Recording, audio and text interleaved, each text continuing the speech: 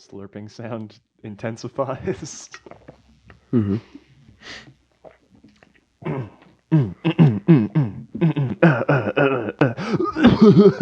Welcome back. Yeah, we did our boy Chris of the Davies first series, and now we're moving on to Big Boy Tenant. Boy. If you think the Christmas Invasion is part of Series 1, first of all, you're wrong. Second of all, it doesn't matter. We're doing Series 2 first, then we'll do 3, then 4, and that's Tenant's run. Unless you don't count the specials as Series 4, then we're doing the specials too, but, It's all Tenant. We're doing it by Doctor. It's all Tenant. Yeah. It's all Christopher Nolan's Tenant these days. It's all coming up Tenant. Yeah. All right. All right, scrap it. The whole thing is fucked. Yeah, we did our introductions last time. I don't think there's a whole lot we need to go over at the start of Tenant. If you don't know, the Doctor does regenerate, so now we have a new Doctor. He sure does. Christopher Eccleston's like, I don't want to go. Wait, no. That's not right. I don't want a fantastic... Maybe we should go over our current thoughts on Big Ten Tenant, before we do the episodes. You, as an autistic middle schooler, love David Tennant. I still like him. Revisiting it, his first season, I still like him. I still have that attachment. I'll see how I end up at the end here. I like him enough. I don't like him as much as Eccleston in this first season. I don't know if that changes or not, because he does have some pretty great moments coming up. But yeah, we'll see. We'll do the full Doctor rankings too. Don't worry. Yeah. Yeah. So this is Series 2. It opens up with the Christmas special. Davies wanted to bring back the Christmas special, so he did. And we get Christmas Invasion, which is the first David Tennant story. And he's not really in it much. He is very much not in it, yeah. That episode is only good when he's in it. Yeah. Everything else is just kind of And there's a good kind of meta bit where he's like, yeah, what kind of doctor am I? Am I sexy? Funny, rude. Is that what I am now? Rude. Gives the wink. Yeah. Gives the sexy wink. Yeah. I mean, many other middle schoolers agreed at the time that was the kind of doctor he was. Yeah. I mean, to this day, I think he's the most popular doctor. Because he's a good-looking Scottish man. Probably, yeah. I mean... He's quirky. He's quirky. I think the biggest reason is series like 3 and 4 got the highest ratings, and it's like when it was the peak of popularity, essentially. Mm-hmm. And then he turned into Matt Smith, and everyone like, I'm not watching this shit. Where's David Tennant? Where's old Davy? Yeah, so that's probably why. Everyone loves him. I've always been mixed, but we'll see. Rewatching it now, I don't know if I like him better than Eccleston. Yeah, Eccleston's just so good. Eccleston's pretty great. I forgot just how good he is. Yeah, I wish we had gotten at least another He just season has like with the him. perfect arc in that series. Mm-hmm. He ends with coward any day.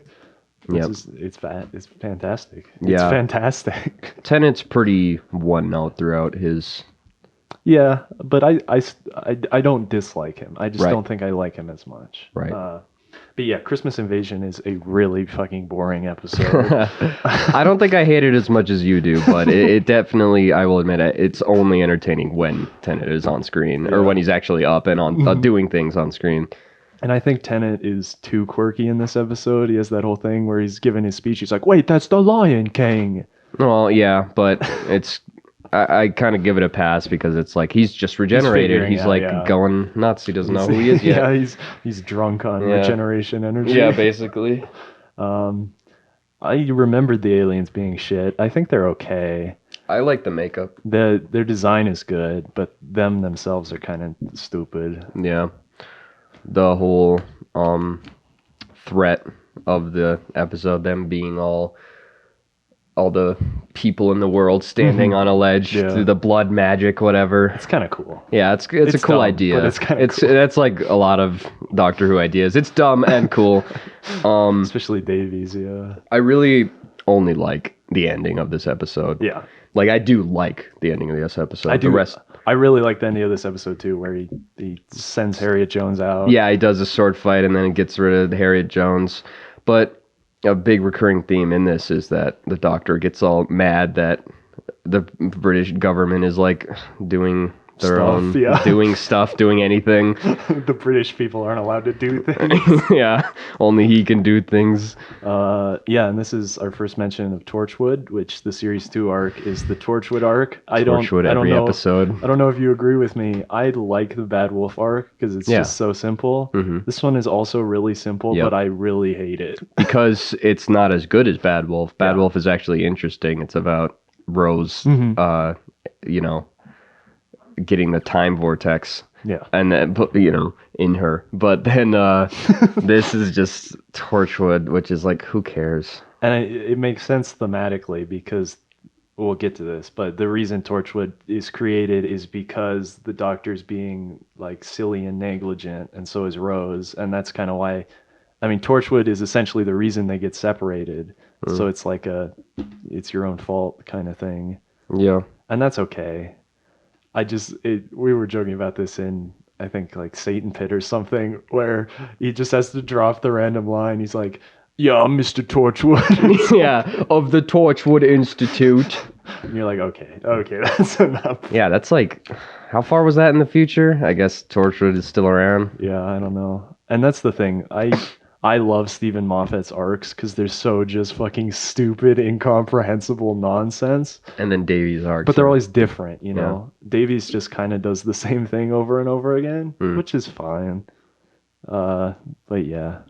Like the next one, he's like, I keep hearing drums, don't I? Oh, yeah. Yep. It really does just do the same thing. And then the fourth one, it's like, the planets are disappearing, aren't they? You're like, oh my, Davies, please. Can't you do something about cracks in time and the silence and We'll get to that. But yeah, do you have anything to say on the Christmas invasion? I'll just go through my notes. Yeah, I only really like the ending after the Doctor gets up again and has a sword fight, gets his hand cut off, and then like, I can destroy your career with 6 words. Yep. Doesn't she look tired? And then everyone's like, Harriet Jones, you suck. Which I'm saying thank you. That, and then from that point on, I knew I liked Tenant because I hate Harriet Jones. That's reasonable. Yeah. The ending's super good where he's like, what gives you the right? Blah, blah, blah, blah. And that's like a good little Tenant moment that we kind of get a couple of times going forward. He has these really good, like, dense monologues about morality, and he pulls them off really well because I think he is a really great actor. He is. He plays the part that he was given like perfectly. Mm-hmm.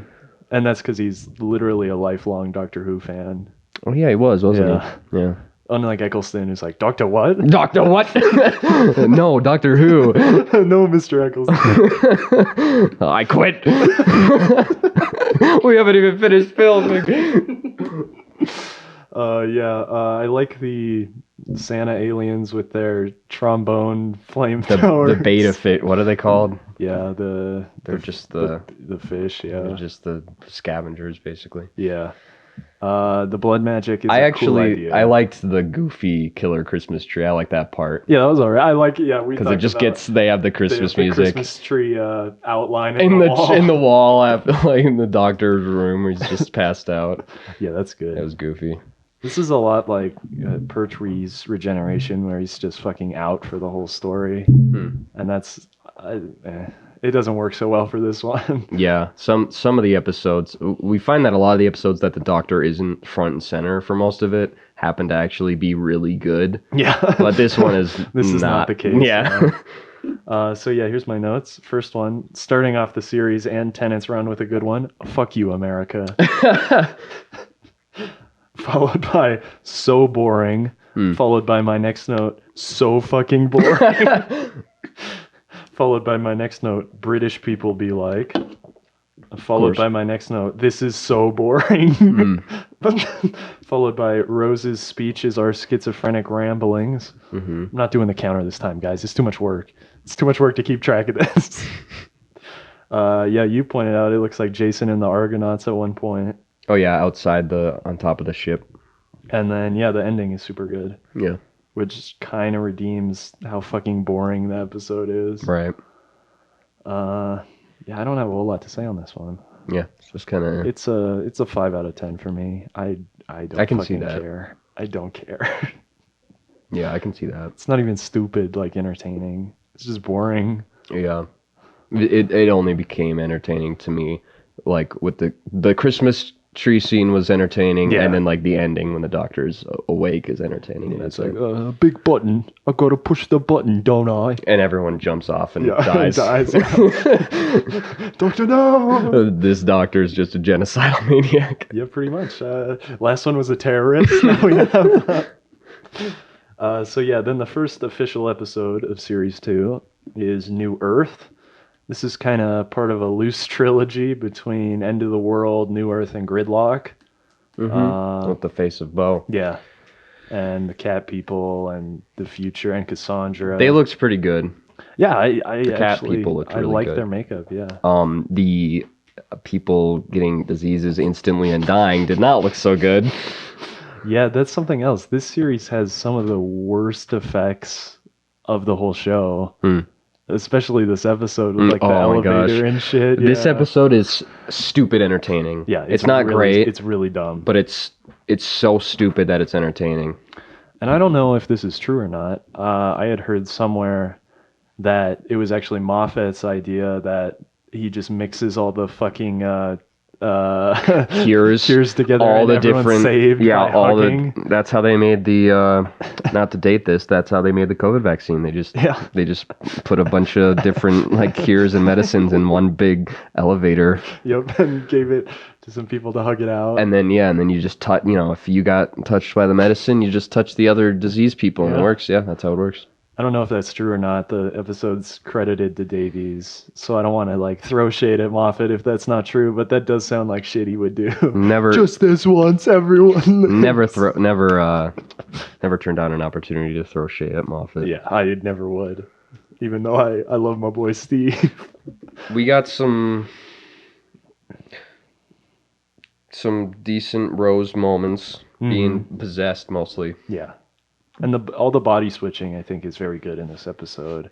It's like super stupid. At the beginning of this episode, before they even enter the hospital, I think you're right that in that moment they lay it on a bit thick with like Rose and the doctor being romantic. I think it really tones down after that episode, though. It does, yeah. It's not nearly as bad. Yeah. But yeah, I think this kind of sets a precedent for the rest of this series. It's like we're gonna be together forever. The episodes aren't terribly awful, but they're all like mediocre and incredibly stupid. Yeah. Yep. Until we get to Matt Jones, but yeah, well, we'll talk about that. Yeah. But yeah, this episode's got some good stuff. It's also got some real shit. I think the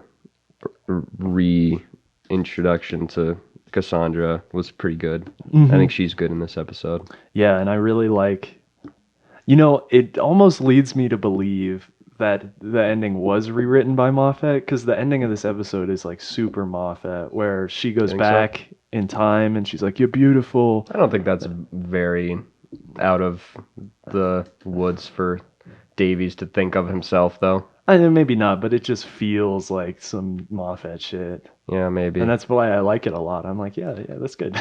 Yeah, it was. I liked the ending. And then the face of Bo blue balls you. Yeah, he's like, I've got a secret, but I won't tell you.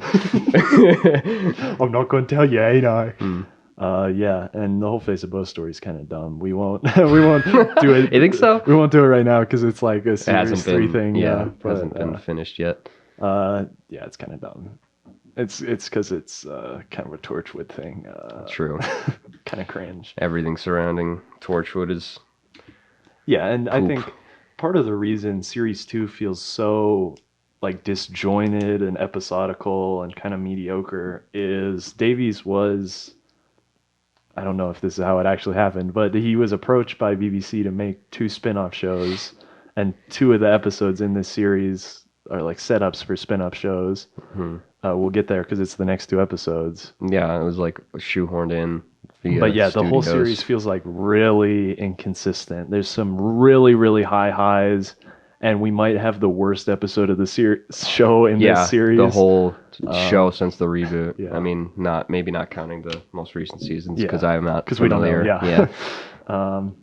It definitely suffered that sort of like studio Meddling, because like 3 episodes, like you say, so it's like the Torchwood stuff, and then like the 2 episodes specifically would be like the Sarah Jane school reunion, and then even further, even the finale, Fear Her, because it's like it's just because like the Olympics were going to happen in BBC, they were going to happen in BBC studio, in England. So it's like, well, we got to do it. It's history. It's happening right now. Yeah, we're hosting the 2012 and Olympics. We got to do it. The worst thing ever, but yeah, we'll get there. I don't know. You have any other thoughts on this? I think the sickness is pretty cool. It's dumb, but it's cool looking, and like their containment units are pretty. Yeah, cool. like the big. Like the giant prison pit, the panopticon, like the Satan pit. They're just like homunculi, made to make cures for disease. But final thoughts. Rose was hot. Yeah, and that's something we'll talk about. Her this season, this season may not be a 10 out of 10, but Rose's costume designer gets a 10 out of 10. Yeah. He gets an 11 out of 10. Yeah. Here's my notes. Love the Rose theme in this season. It's good. The Lonely God. That's like a really cool phrase. And it does kind of apply to the Doctor. It's like super fucking shoehorned in, but that's fine, whatever. The nurse that was tending the Beau. facial Beau will tell his secret to the Lonely God. More fat people hate. The mayor of New York City has like it's another Moffat thing. He's like turning to stone. Oh my gosh. We have worst effects in the entire series. Oh my gosh. The after effects of them getting grabbed by the diseased people and just like instantly dying because of it. It's like followed by this episode is so stupid. Mm-hmm. Yep. I'm gonna give it a 6 out of 10. I quite like this one. Yeah. It was entertaining. It's really dumb. It is dumb. It is super dumb. So then we get to the first spin-off episode, and maybe the stupidest episode in Doctor Who history, Tooth and Claw. I actually don't think it's as stupid as the previous one. Wow. I don't think it's as stupid. Okay. It's just a werewolf episode. Yeah. It's just the writing is goofy, super goofy. Yeah. And the directing's pretty goofy. Yeah. But it is another one of those. It is stupid. Don't get me wrong. I just don't think it's actually as stupid as the hospital one. And it's another one of those stupid, entertaining ones. I actually like this episode. I like this one enough. Like genuinely, even beyond it just being stupid, entertaining. Yeah. So the story of this one is Victoria is making a pilgrimage. The Queen. Up to I should point that out. Not the second Doctor's companion, Victoria. Right. She's making a pilgrimage up to Scotland to get a diamond cut at the behest of her dead husband. Who is Victoria's husband? Albert? Yeah. One of those names. Yeah, he was... George, who knows? He was like a German. But yeah, she stops at Torchwood House. Tennant gets to break out his actual accent. His real accent, that's good. Rose in overalls. Very nice. Rose in overalls, yep. And it turns out the plot of the episode is satanic alien-worshipping monks have the actual intro to this, like before the Doctor shows up with the bald monks. And the editing, oh my god, there's a cut every 2 seconds. And the slowdown when they're in midair. Flips. Holy moly. But yeah, alien-worshipping monks have summoned an alien force that turns people into werewolves, and they want to turn the queen into a werewolf So they can start war. because I don't Like, remember. because they love war or something. I don't know. Oh my gosh. Yeah, but you watch the cold open of this episode, and you know what you're in for. Make it brighter. Let me go. I actually like the guy that plays the werewolf. Yeah, he's okay. He looks like you said. He looks like a Billy Boyd. yeah. A little bit. Yeah. Sounded like him. He kind of did, yeah. Yeah. Yeah, Rose has some good stuff in this. She's kind of taking charge a little more as she's locked up with the She knows a nobles. thing or two. Yeah, and she realizes that it's an alien. Yep. She kind of talks it down. That's pretty good. And the werewolf even acknowledges, like, you're a bit wolf like yourself. He's like bad wolf. Bit of a bad wolf, aren't you? Yeah. Yeah, this episode is super fucking retarded. But yeah, it's okay. The diamond at the end is pretty stupid. Oh, but, man. whatever. And then the ending of this episode is a real shit pile. You get another like foreshadow, whatever it's called, the writing device. It's like they show you the telescope, which ends up being the weapon in the end, in conjunction with the diamond. Yeah. Because the king and the guy who owned the telescope knew that this would happen. Stephen Moffat traveled back in time. And like, listen, there's a Yeah. Yeah, there's some good shots in this episode, like the wolf in the hallway. Yeah, you get to see the wolf at the end of the hallway, but then once it starts getting closer, it's not so good looking. And there's also some real shit shots in this episode. Yeah. This is directed by Yoros Lin, who did a lot of the Davies era directing. He directed Rose. He directed, the Slothine episode. He does way more in this series. I think he directed End of Time also. And he's a real fucking hit and miss guy for me. But yeah, the end of this episode is real shit, where Victoria goes, Torchwood House, we need an institute. Oh my we need gosh. a Torchwood It's Institute. so We need a bad wolf ham-fisted. Torchwood Institute. It's so ham-fisted in there. And I guess we'll talk about it now. This is the BBC set up for the first spin-off show. I love how she just straight up banishes the Doctor and Rose, but it's like, I guess that didn't stick. Doesn't matter. It would have I been guess, funny yeah. if every time he shows up, the government people were just like, you're not supposed to be here. You can't be here. Yeah, they do nothing with that, huh? Yeah. And apparently they were both knighted as well. Knighted and banished same day. Yeah, that's pretty epic. And also the whole royal family are werewolves. Oh yeah, that's kind of, it's interesting. It's something. Yeah, I don't Kind know of about weird. that. But yeah, this is a setup for the spin-off show Torchwood, obviously, which we've talked about in the past, how Torchwood is a real fucking shit pile. Is just the stupidest. I did some research today, and I think I discovered why. Because there was a joint showrunner position for Torchwood. One showrunner, of course, is Russell T Davies. And you want to take a wild guess who the other showrunner is? Would he happen to have anything in common with the current showrunner? He would. It would happen to be Chris Chibnall. Oh my gosh. And yeah, I looked through and I'm like, oh my god, he wrote all these fucking terrible episodes. Oh my gosh. I No don't wonder know. there's so much sex and gay in it. Sex and gay. Yeah, literally, he's like, Russell's like, write the second episode, Chris. He immediately writes an episode about a sex monster from outer space that feeds on orgasms. That's literally when I stopped. That's how far I made it. I just made it those first two episodes. I was like, all right, I'm good. Yeah, so we'll tell you now, don't watch Torchwood. It's real shit. It gets a little better, but not enough to justify watching it. Why didn't they go with Jones? I don't Missed opportunity. know. Yeah, so this episode I enjoy, but I don't know if I can give it a super high rating. I give it a 6 out of 10. It's good. Yeah. Oh, let me read my notes. The editing, Return of the Time Hammer, Yes.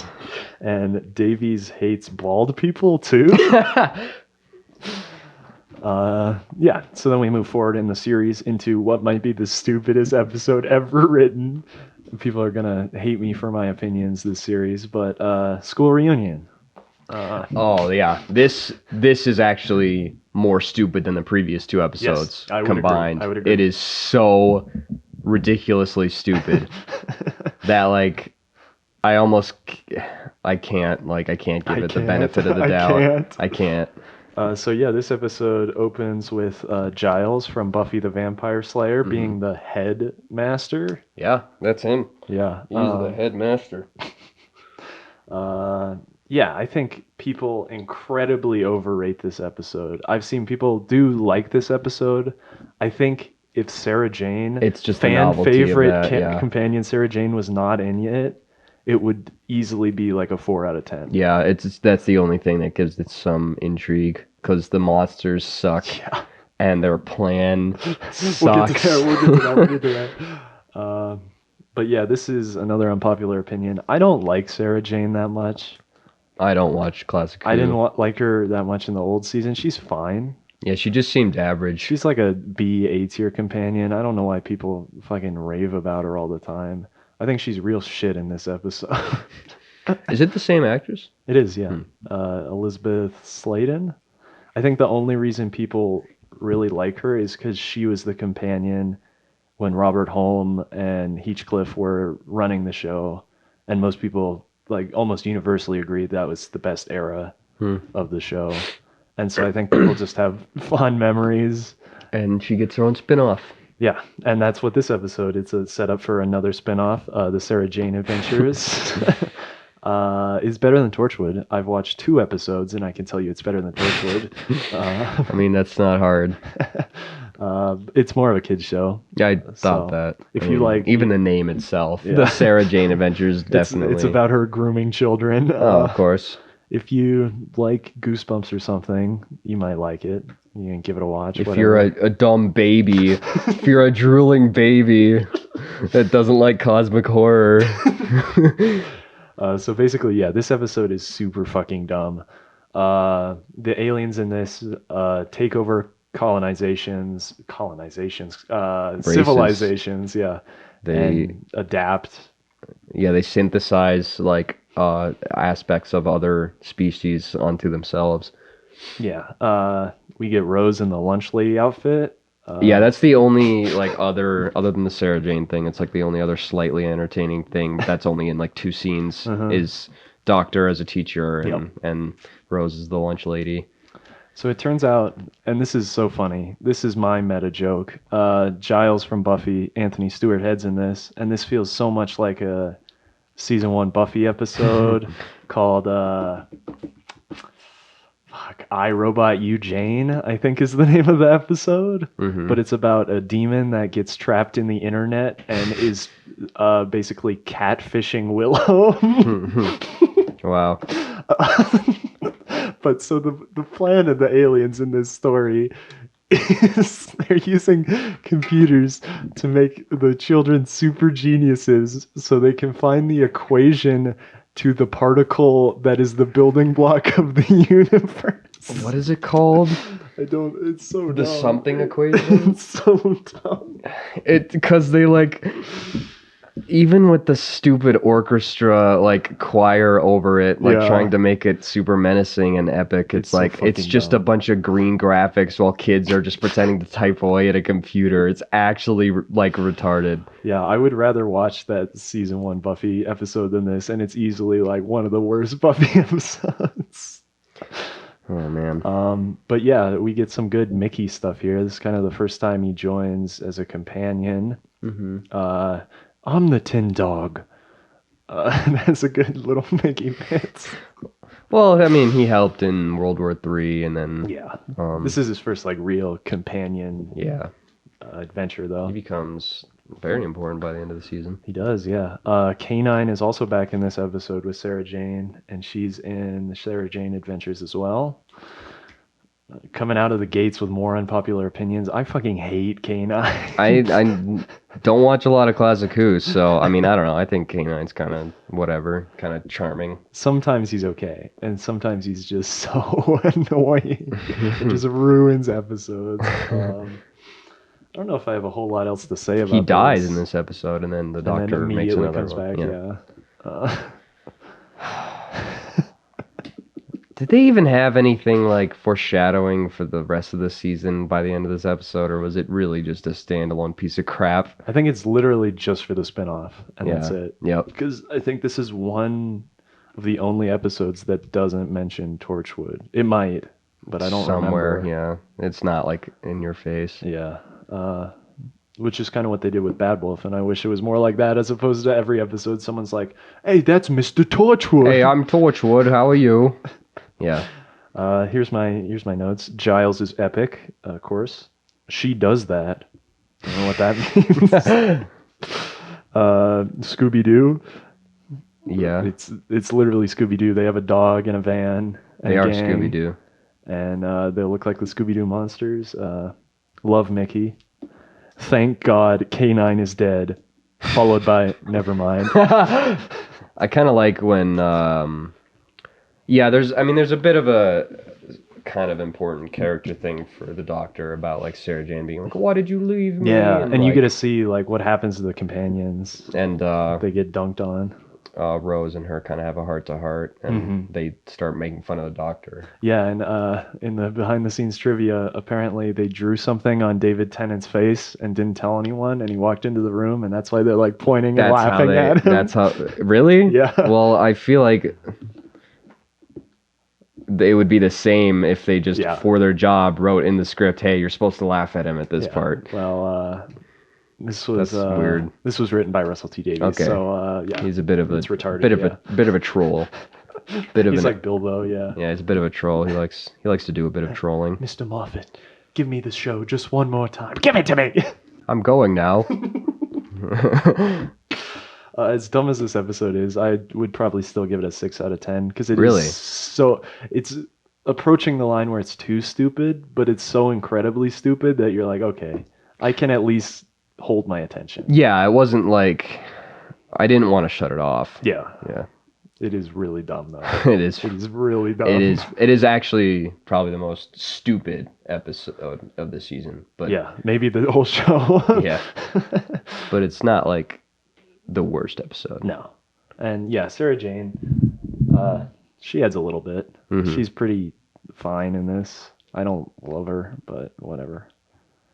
Now the Doctor Who fans are going to come break into my house and kill me after I said I don't like K9 and Sarah All Jane. two of them. It's Nate. He's coming for me. So next we have Girl in the Fireplace. This is the second story of the new series written by Stephen Moffat. Mm. And in Moffat fashion, it's completely schizo. incomprehensible. Yeah. the spaceship was called Madame de Pompadour.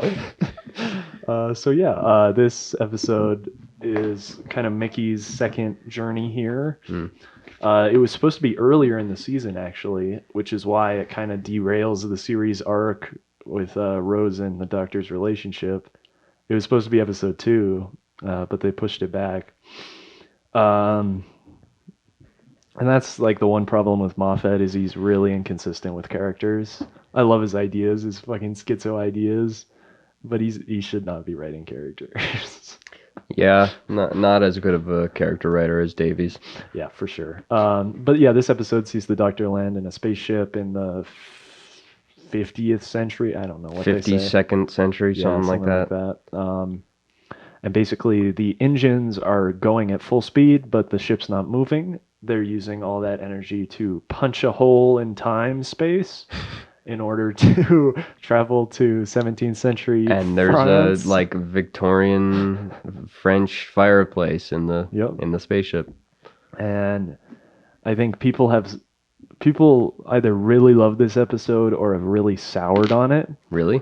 And the reason why I often get is this is literally the Amy Pond story. Moffat just like rips himself off.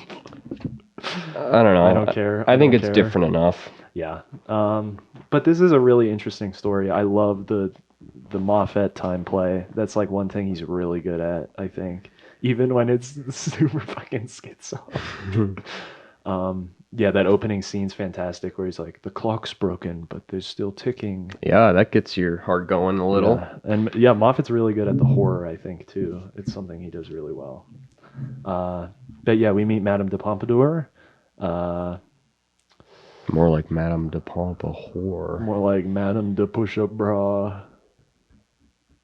Got him. We got him. Got him. And the story is basically the ship broke, so the repair clockwork, again, it's literally the empty child. The repair clockwork droids malfunctioned and they didn't have the parts. They didn't have the parts. They didn't have the parts. Oh, you didn't have the parts. Oh, they didn't have the parts. Okay. Oh, okay. They're using the crew. Yeah, they used the crew, and now they think that Madame de Pompadour's brain at the age of 37? No. 32? Yeah. Something like that. They think it will work for the brain of the ship, which is why they've torn these holes in time. Okay, Moffat. There's some really good stuff in this episode. I take a little bit of issue the Doctor suddenly being a Vulcan, where he can just do the mind meld. They just never even. I mean, he even puts her to sleep at one point or some. No, that's later. He does that to the. I mean, the last Moffat episode, he was called Mr. Spock, so I guess, yeah. Moffat a hack? Moffat really is just like, or he can. There's a door, and when one door opens, you can open it and go in it, and. I really like that, though. I think the Doctor and Madame de Pompadour's relationship is handled pretty well.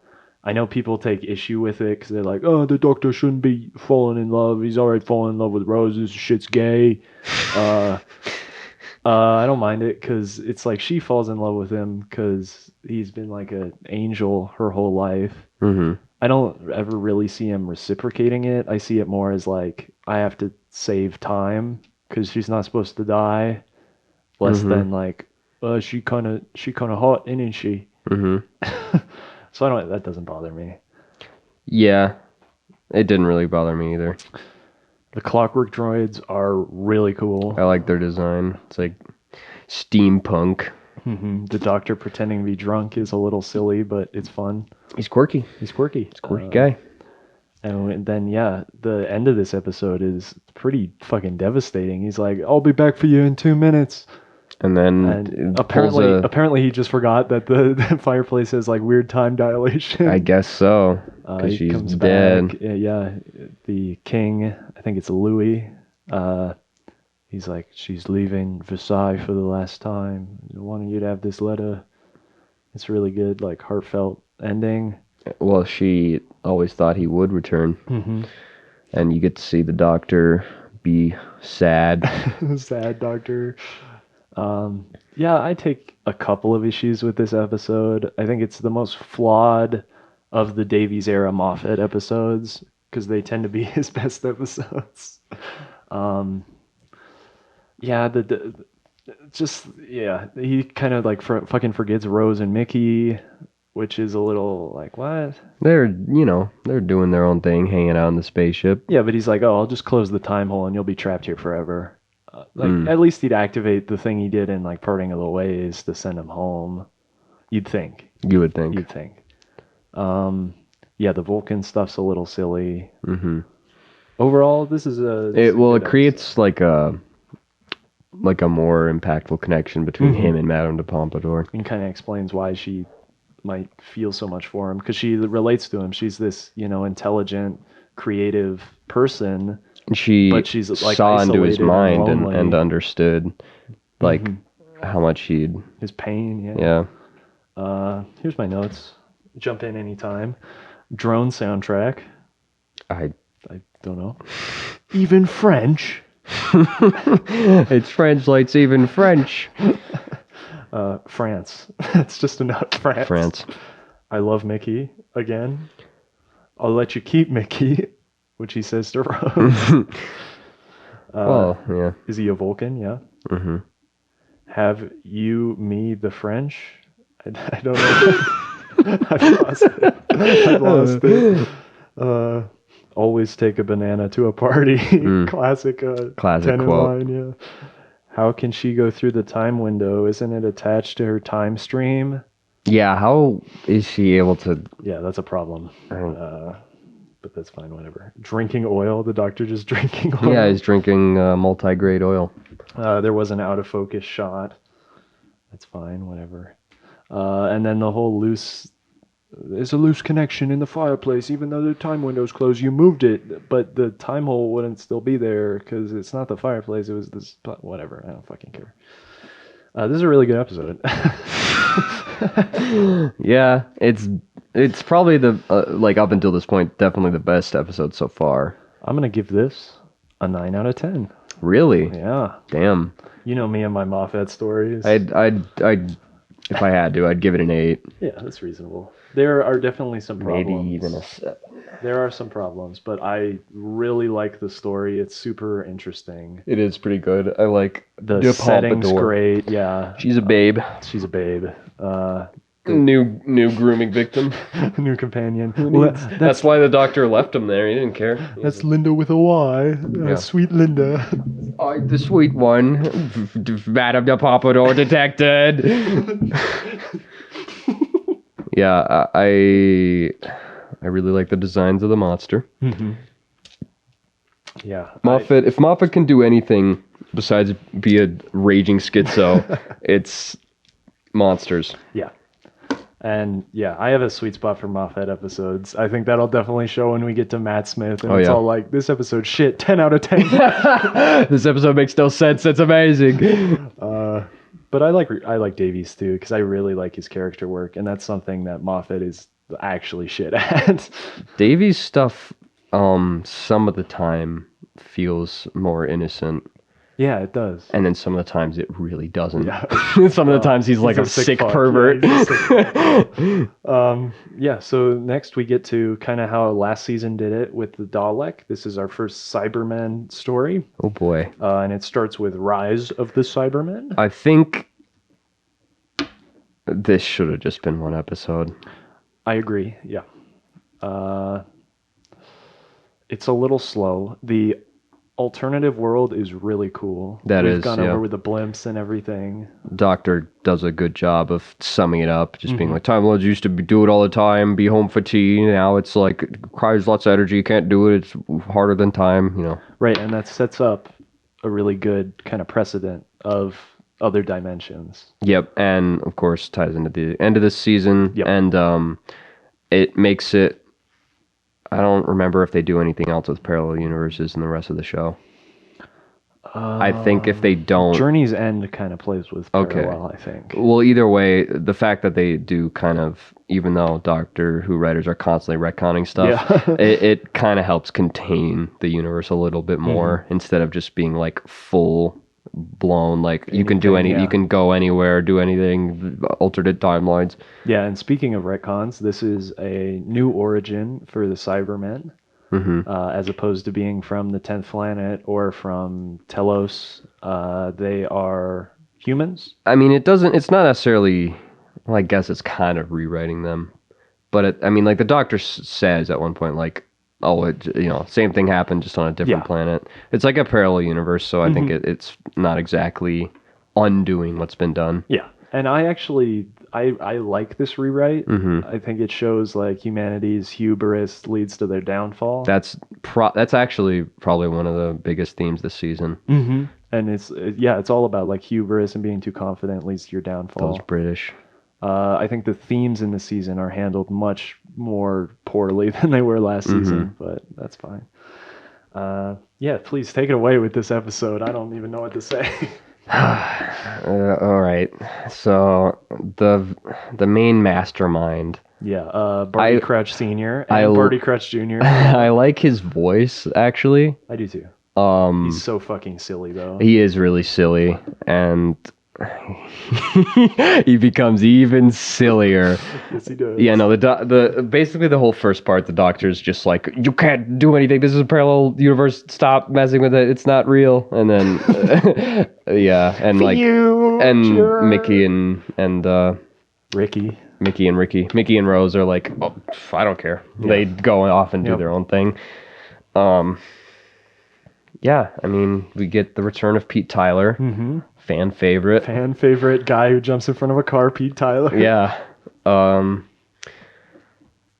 than that, I don't know. I don't know if we've said it yet, but the Cybermen redesigns Are definitely great, yeah. cooler. Definitely cooler than the old. I mean, I didn't watch a lot of old 2, but I know what they looked like, and they definitely make them look more intimidating with this rework. I love the look of the Telos Cybermen, but yeah, these ones look really good. You pointed out the one major problem with the redesign, which is every time they take a step.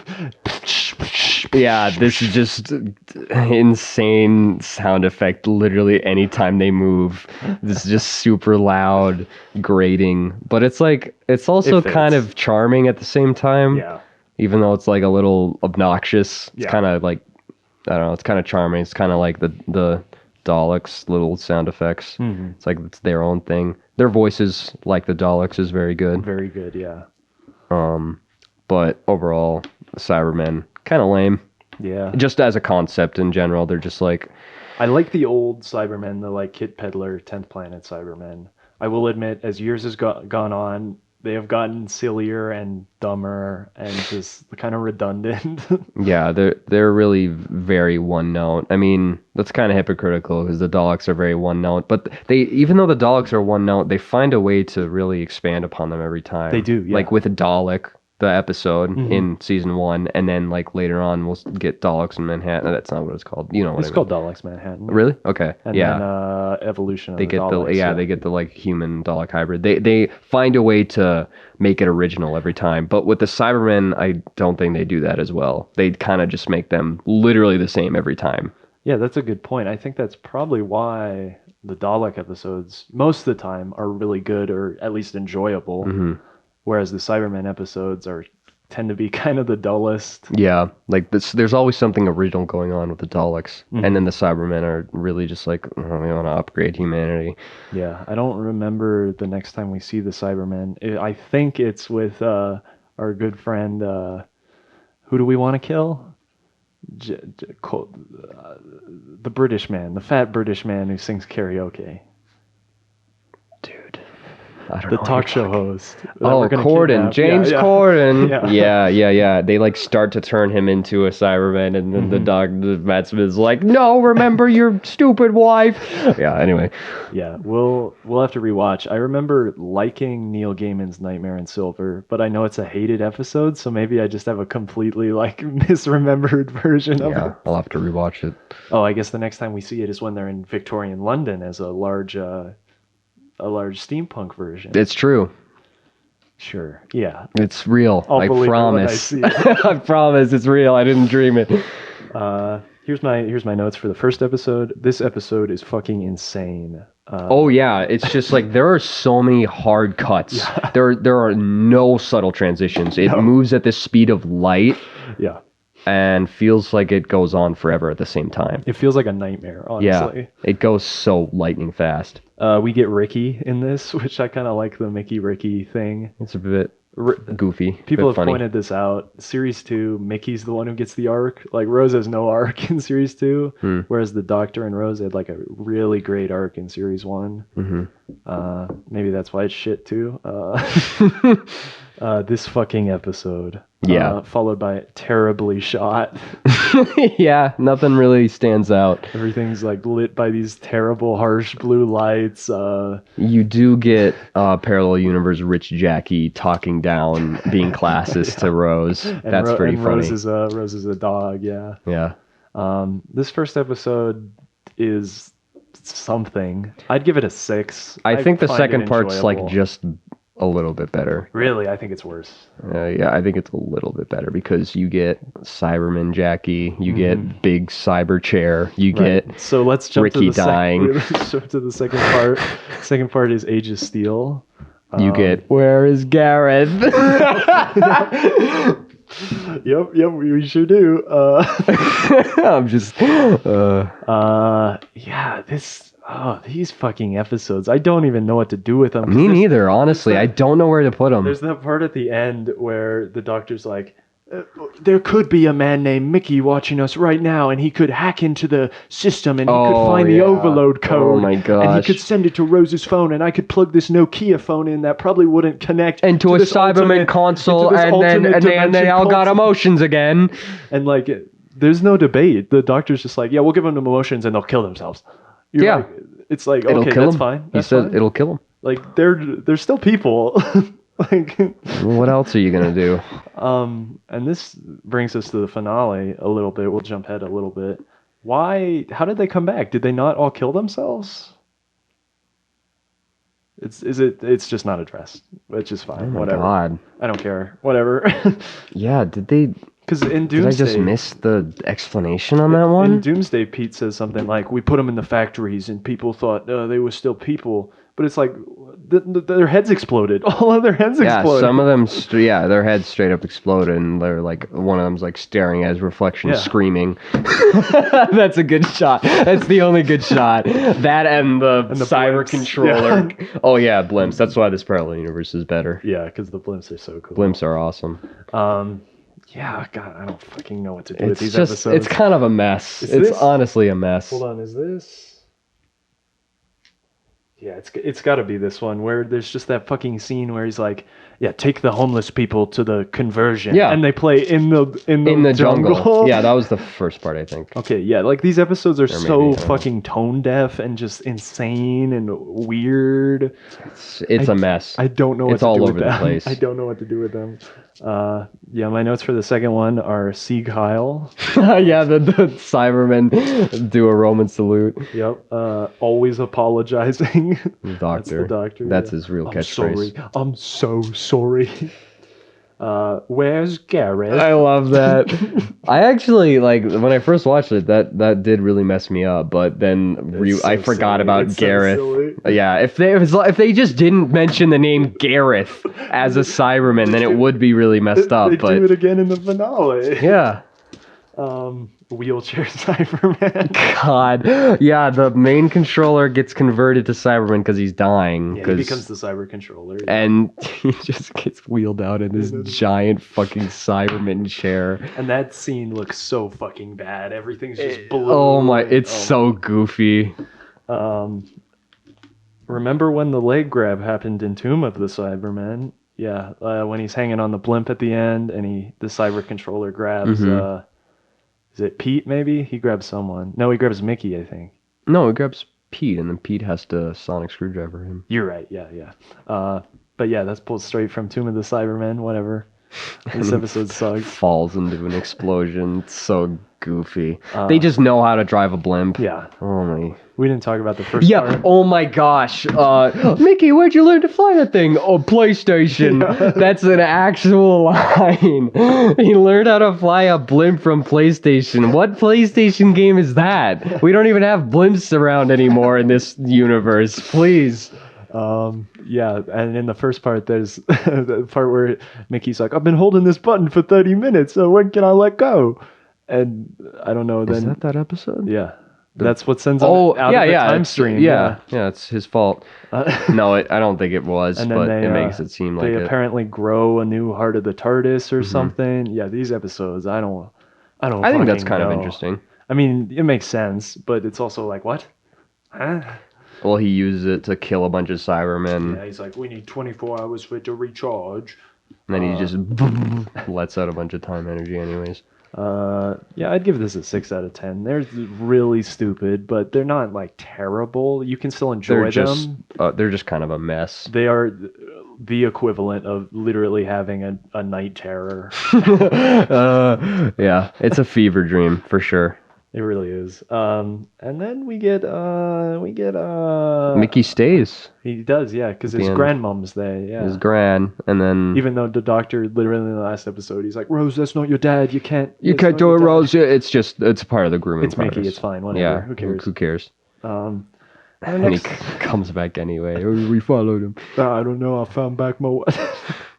Anyways, the next episode is Idiot's Lantern, written by fan favorite writer here, Mark Gatiss. Oh wait, no, it was Matthew, that guy. No, that's later. This is a Mark Gatiss episode. Oh, okay. And as you know, he wrote Unquiet Dead, which I don't mind nearly as Matthew much as you Graham do. or whatever was Yeah, Fear Her. yeah. Yeah. Yeah, this episode. For whatever reason, I had thought that this was Boomtown. Like, I associated the name Boomtown in this episode. I didn't remember disliking this episode as much as I did on this rewatch. But rewatching it, I do realize I get the exact same vibes as Unquiet Dead from it because Gatiss. Yeah. Yeah, Rose's costume design again is great. The only enjoyable thing, the monster sucks. Yeah, we'll get to the monster. Yeah, there is so little about this episode to like. This is another Euros Lynn shot one, and this time it's actually terrible. You get some really ham-fisted political commentary. Yep. You're the only monster in this house. Oh my gosh. Not even close to subtle. And yeah, Mark Gatiss is something else. I'll just He's go through just the an notes, activist. and we can. He's we can really talk just more. an activist. My first note is Euros Lynn, please God stop. Followed by the piano, because there's some really like saccharine piano music that plays over part of this when he's like abusing his wife. There's like saccharine piano music. They took her face and left her in the street. Yeah, Doctor gets really mad at Faceless Rose. Faceless Rose, yeah. It's kind of funny. Followed by I hate surface level writing. Yep, that's what it is. This episode is terribly written. Should have been The Great Intelligence. It really should have. We kind of get this, literally the exact same story from Moffat in Series 7. I don't even remember The Great Intelligence. The episode is Bells of St. John. Okay. And it's literally this. It's this again. It's like, oh, the Great Intelligence is stealing people through their phone. Or I don't know. It's something like that. And then TV technology at the very end.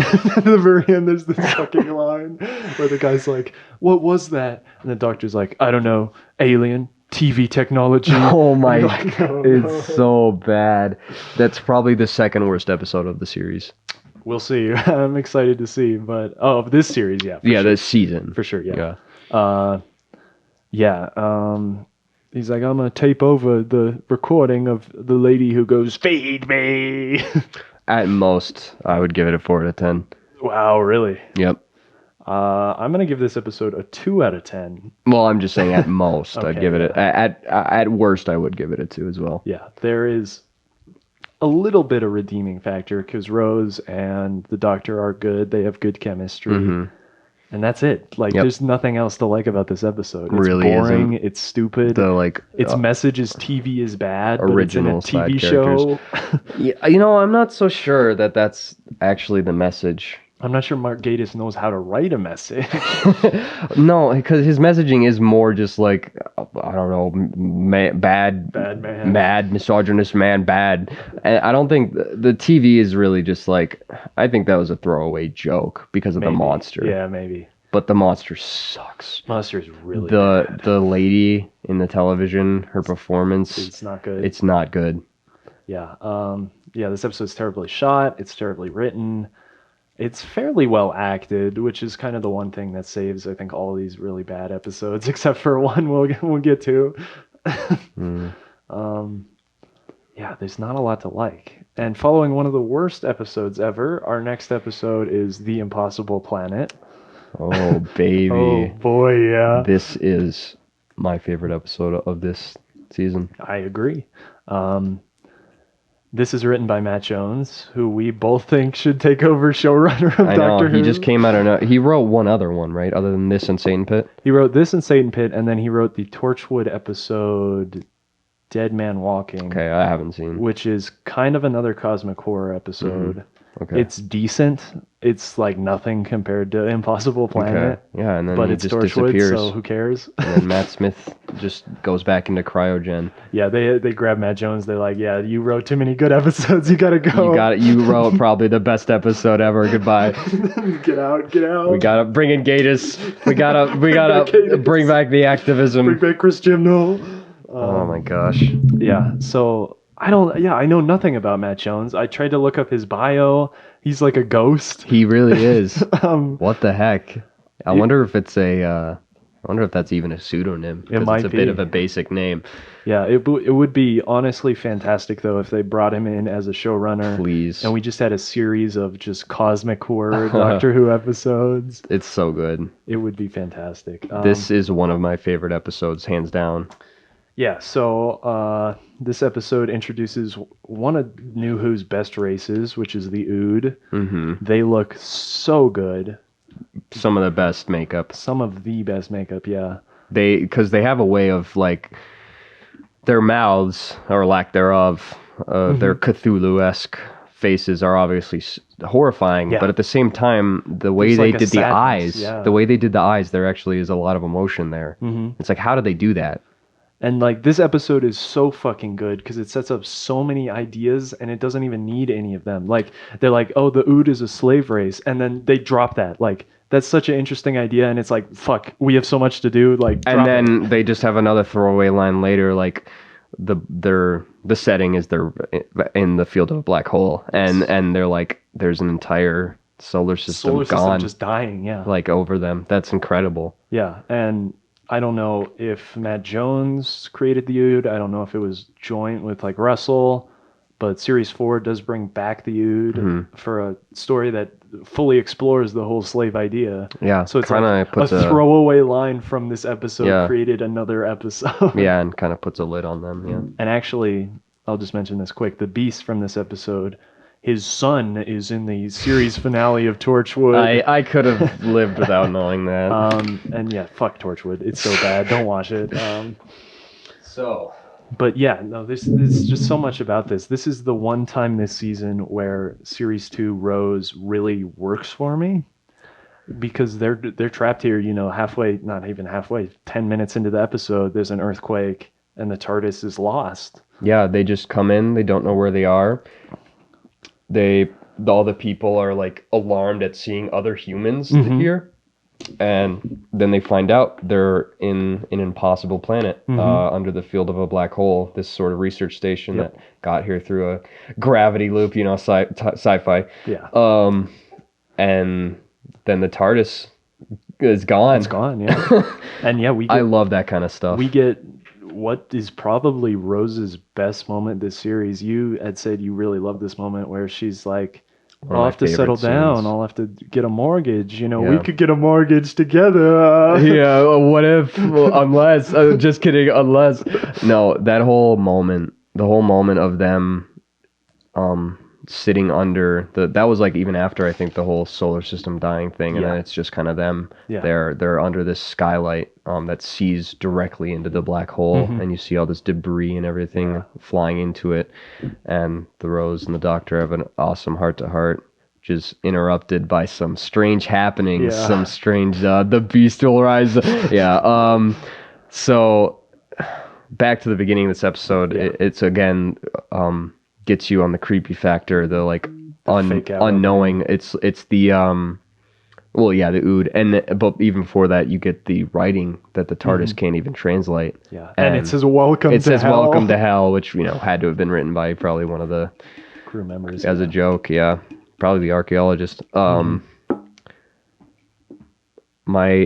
has two of my favorite scenes.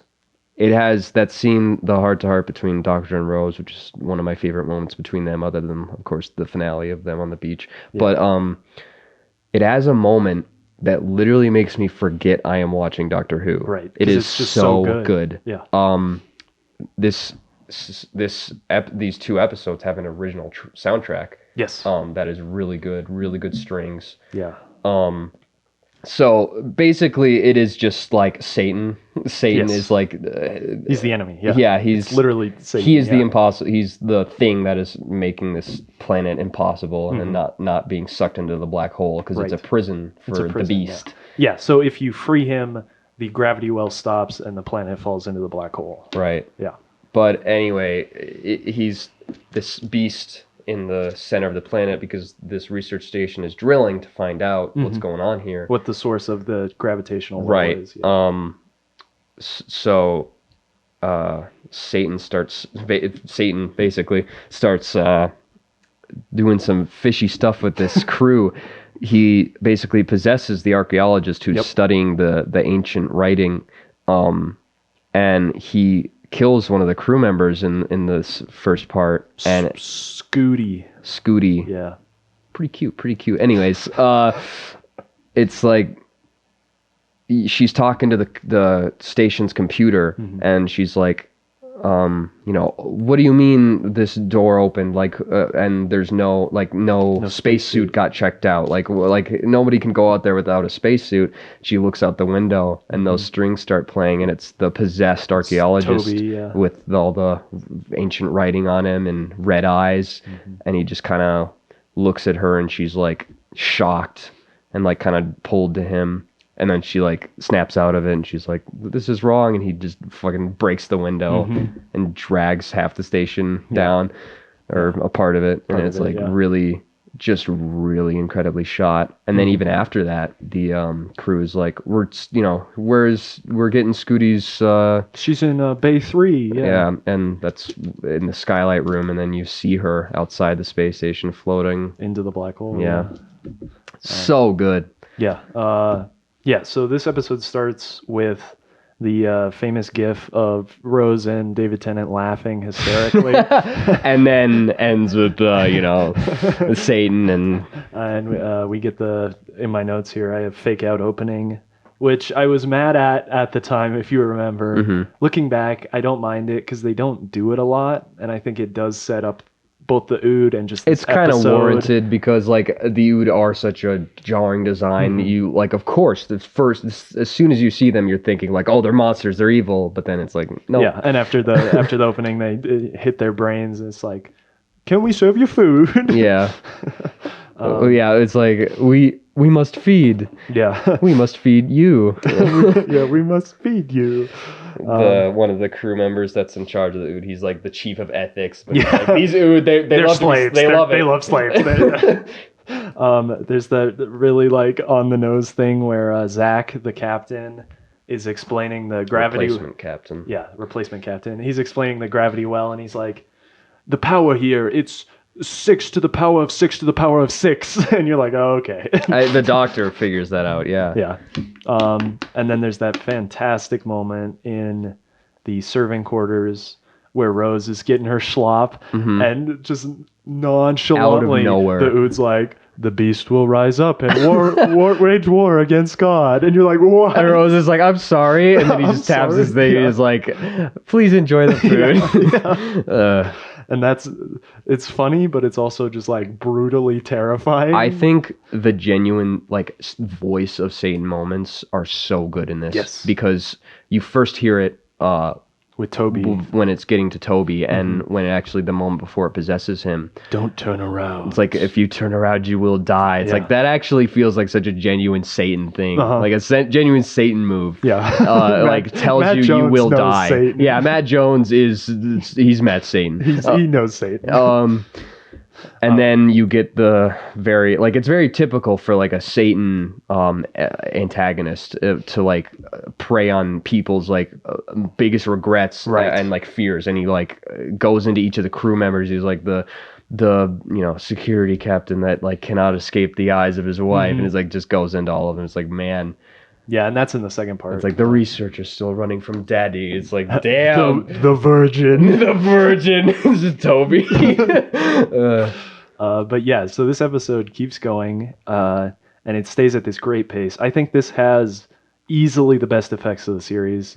The like digital matte paintings of the black hole and the mountains and the base are so beautiful. The wide setting shots of the base are great. Just looking through into the black hole is beautiful as we see that, galaxy die. Yeah.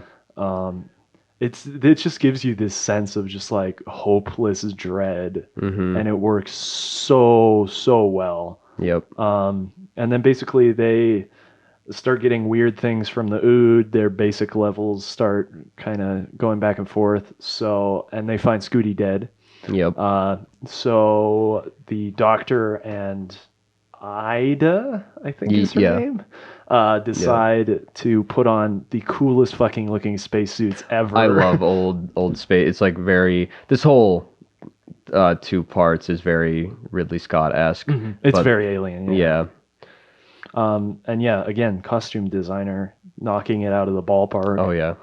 And they decide to, because the drill has stopped. It's found what it was drilling for. Yeah, I love that they're all in the skylight after they find Scooty, and I think that's when the drill stops. Yeah. So they decide to go down and check it out. The doctor's like, no, I'm going. I'll be going now. Yeah, he's got to find out what's down there because after all this strange stuff, he's kind of having an ego death moment, Right. where he's like, you know, And that's gods and devils can't be genuine. There can't be something before time. right. And they go down. We get, again, like the coolest visuals. We get those beautiful strings, those like cold, somber strings. And a, dare I say, Promethean setting Yes. with like ancient sculptures. The giant sculptures. There's the sealed up pit at the moment. Yeah, big stupid sewer grate. She throws up the gravity ball, and you just get this great digital matte painting. It's amazing. And then I believe this is. I'm trying to remember when the first part ends and the second part starts. It's after the pit opens. Right. Okay. Yeah. So I think. I can't remember if the Ood actually start killing people. I think they do. They start killing Yes. people by the end of the first Of Impossible Planet. Yeah. But anyways, there's this really great thing where the Beast basically takes over the telecommunications between the telepathic Doctor, field. Rose, and everything. Oh yeah. And the Doctor's trying to refute it. He's like, there can be nothing before the start of the universe, before time. And there's just this line where he goes, "Is that your religion?" I know. And you're like, "Oh, the first. fuck." I love it when the Doctor gets dunked on Yeah. because it really adds to the weight of things. I mean, only dunked on in the sense that it's like I hate it with River Song, Yeah. but I love it with this because it's like Right, because River Song's just is no a one. know-it-all, like This a is know-it-all, like- stupid, this is unimportant. literally Yeah, a this cosmic is like entity. this is a genuinely threatening antagonist. Yeah. Um, And then Rose also has that great line where she's like, he said his name was Satan. He's not real, Doctor, right?" and he just he's doesn't dead answer. silent. He just can't Yeah. answer.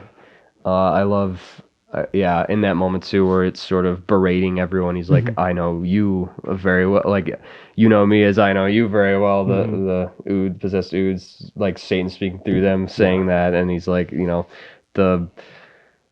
he says something about him having killed his whole race to Yes. the Doctor, Yeah. which is not touched upon at all. Yeah. They just mention it, and then Yeah. that never gets touched on again until Smith. Yeah, pretty much. Before we talk about the second part, I kind of just want to talk about this in the whole thing in a nutshell. Mm-hmm.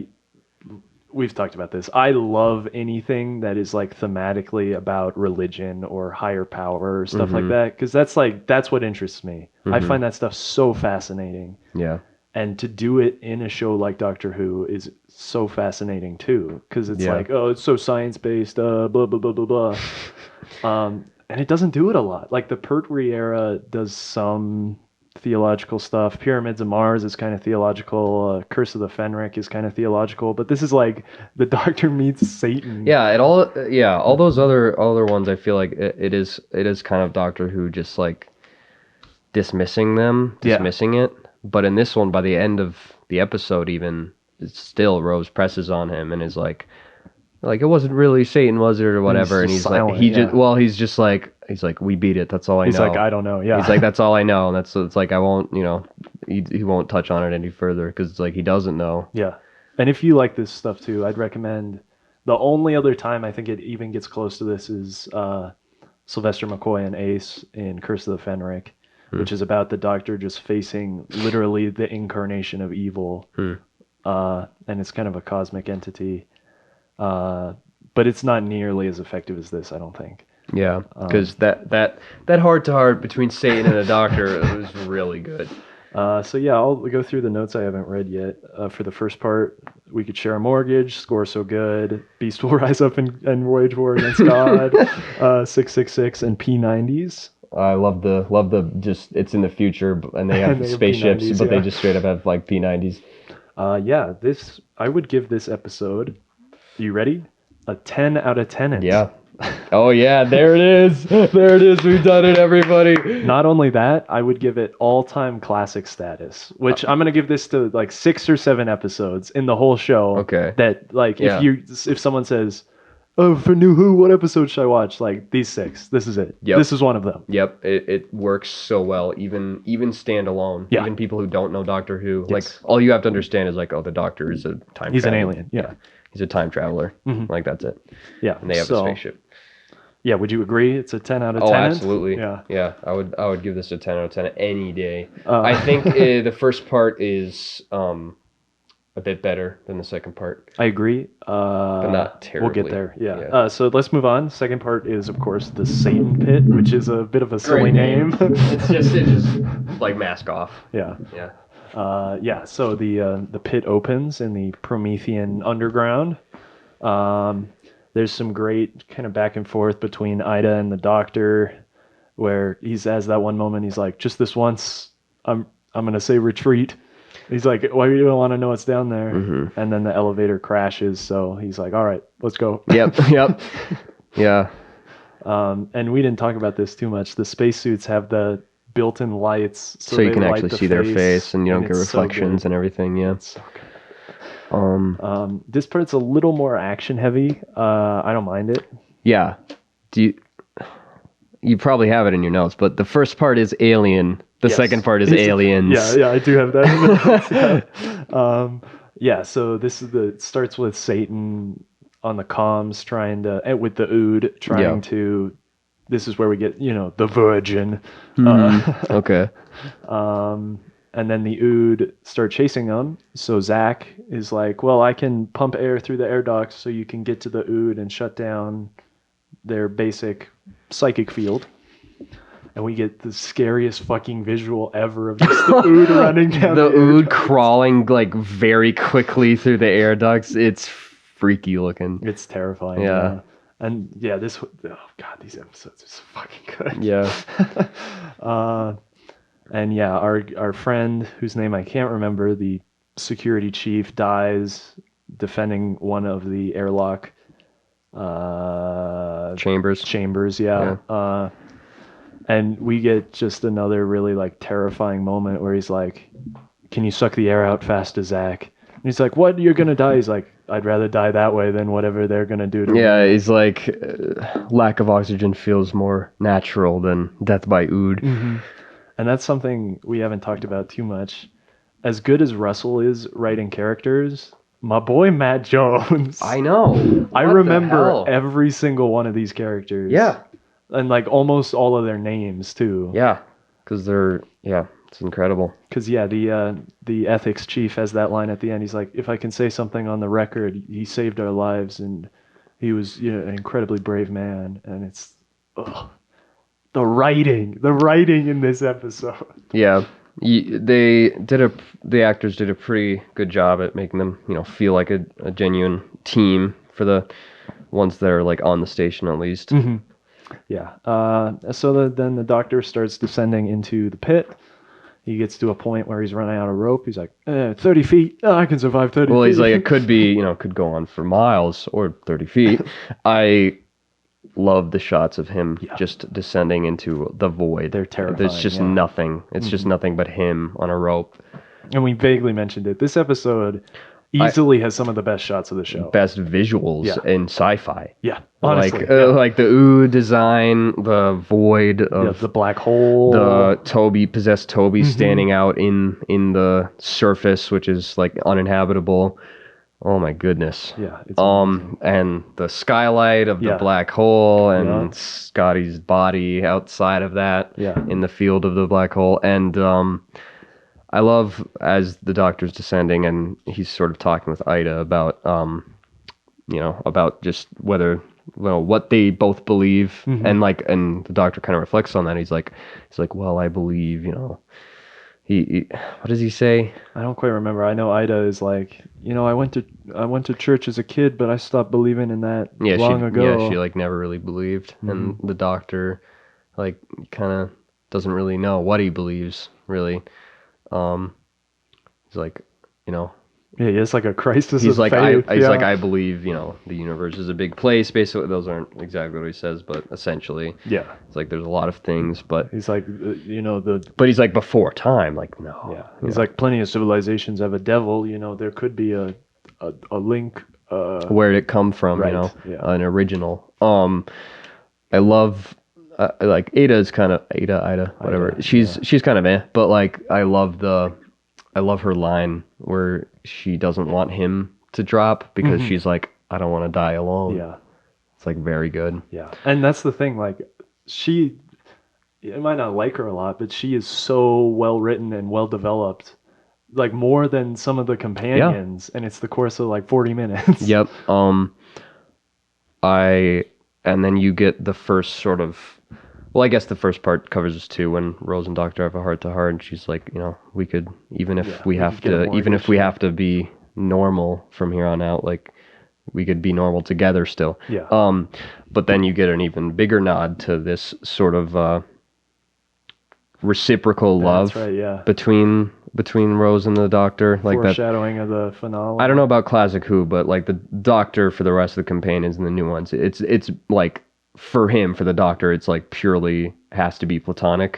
And I kind of like, we'll get to this towards the end of the season, but it's like I respect that they kind of knocked it out of the way with Rose to begin with, like that the Doctor had a companion that he might have more than just been a friend to, yeah. and so that like that because that didn't last, that he like can no longer cross that line with other companions. When he's hanging there and he's about to drop, he's like, tell Rose. He's like, well, she knows. Yeah. And then he drops. It's like really good. Yeah. And I pointed out last time I kind of have a problem with this. I have a problem with the Doctor in relationships because he's 900 and a Time Lord. I don't blame that sort of feeling. And like Classic Who, it's almost all entirely platonic. Right. The only one that's not is Romana, and she's, a time lady, so it's fine. I think they get away with it with Rose, in my opinion. I think they get away with it. Yeah, it's okay. We'll get to that. Yeah. But yeah, then we get the cave drawings of Satan, and then we get a big old CGI Satan. Yeah. I'll say he doesn't look as bad as I remember. No, he looks pretty decent. Yeah. He finally ends up with Satan down in the pit. Big CGI Satan. Doesn't look as bad as you might think it does. I think it looks pretty good, actually. I really like how he's got the sinew that goes across his mouth. Right. And the Doctor has this whole long speech. Very good speech. I think it's less intimidating now that it is just, he comes to the conclusion that it's just the body of the beast, because we don't get we don't really get any more cool dialogue from him. Right. Yeah. So they upstairs, they take out the basic psychic system, and Zach knocks out Rose essentially to put her on the shuttle. Yep. Doctor realizes the beast isn't here. He is in Toby again. Rose shoots the front of the space shuttle and shoots Toby into space. Good thing they had a second windshield. Yeah. A little silly, but that's fine. And then we get some of the best music here. We get a reprise of the Bad Wolf theme, and then it goes into the I'm Not Leaving Him, which is the strings. It's like doo-doo, doo-doo. Oh, yeah. And yeah, it's so climactic, so fantastic. Fantastic. Doctor has a bit of an ethical dilemma. He's like, I can kill you, but I'd kill Rose because it stopped the gravity well, wouldn't it? But if there's anything I believe in, it's Rose. It's me companions. Yeah, that's fantastic. He smashes it. The gravity well collapses. And we get, I know you don't care, my only real problem with this episode, which is, I don't think the TARDIS would have escape velocity from a black hole. I think it would. As powerful as it is, I think it would get sucked into the black hole. And not only can it escape, but it can tow another ship. I think that's perfectly fine, because the way I see it is like, the Doctor describes the black holes as a void of time and space. Basically, it sucks in time. It sucks in everything. But the TARDIS like is powered off of the time vortex. It's powered off of time energy. So I feel that having something that uses time energy as a means of transportation would be more powerful. But who knows? It's sci-fi. Who cares? Yeah, right. It's not a huge problem. I just feel like that wouldn't happen. And yeah, like you said, he drops off the crew. He saves Ida. Oh well, that's the other bit of a contrivance is that the TARDIS is down there in the pit. Satan pit. I just don't see. It's like, of course it's there. Like, where else would it be? And the TARDIS is sentient, so you could make the argument like, yeah, it moved there. It knows the Doctor needs it. Fine, whatever, that's fine. Yeah. Or Satan put it there. Yeah, or Satan put it there. That's fine, whatever. Yeah. Yeah, he saves the crew, he saves Zach, Ida, the ethics guy. The ethics committee man. And then him and Rose leave. Like you mentioned, there's that great bit where she's like, "What was that?" He's like, "I don't know." He's like, we got away from it. That's all that matters. Yeah, we won. Yeah. Yeah, any other things before I read my schizo notes? Probably another 10 out of 10. If not, a 9 out of 10. Those suits are so cool. Yes. Followed by The Virgin. Followed by Alien versus Aliens, as you said. Mm-hmm. Followed by Zach is epic. Yeah. Followed by who edited the speech? Why are the cuts like this? Because there's a bit of some weird editing during the speech. When the Doctor's having his schizo ramble. Yeah. Rose gets the surfs up one-liner of "Go to hell." Oh, yeah. Why is the TARDIS there? Yep. Probably can't achieve escape velocity. Yep. Followed by Matt Jones for showrunner. Yes, please. It doesn't happen. I would give this a 10 out of Tenant. I think of the entire show so far, these are the two best episodes we've seen. Absolutely. I think going forward, we'll get to some other all-time classics, but honestly, this is upper tier. Yeah, it's incredible. And so Russell T Davies, the genius that he is, after seeing the literal Bible written by Matt Jones, goes, "Let's make Love and Monsters." Oh my gosh! So we went into this thinking it was going to be a completely different experience. Yes. And it turns out it's the best episode. It's honestly the best episode. It's a good one. Yeah, I think people really hate on this episode. I can understand why. It's pretty dumb. Yeah, it is dumb, but it undeniably has some of the best direction of any of the episodes this season. Yeah, and there's so much interesting here because the episode is essentially about the Doctor Who fandom. It's about Doctor Who fans, and Russell T Davies is like, yeah, Doctor Who fans, they're gonna be eaten and consumed by this terrible, disgusting thing, and they all have blowjob slabs, and they all have they all try to pick up cougars and. Oh my gosh, dude! It's well, it's like it makes fun of these people who are trying to track the Doctor, but they end up forgetting about the Doctor and just kind of becoming a group of of friends until this strange man arrives. I think the cuts between like the events and the main character of this episode, Elton, between his like personal video recordings is like really well done. Yeah, and I dare go as far as say this is one of the best pure comedy episodes that Doctor Who has done. Yeah, so it's a bizarre comedy. So perfect comedy wise. Like it's like I like Jeff Lynne, and it just cuts to him like having a stroke seizure dance as Mr. Blue Sky plays, and it just stops. It does start with Rose and the Doctor a bit. You get a straight up Scooby-Doo chase between a monster that they use once that has like really good makeup, and they just use him once. The monster later does have really good makeup too, but yeah. Something about the monster later, I don't know if you knew this or not. It was designed by a child.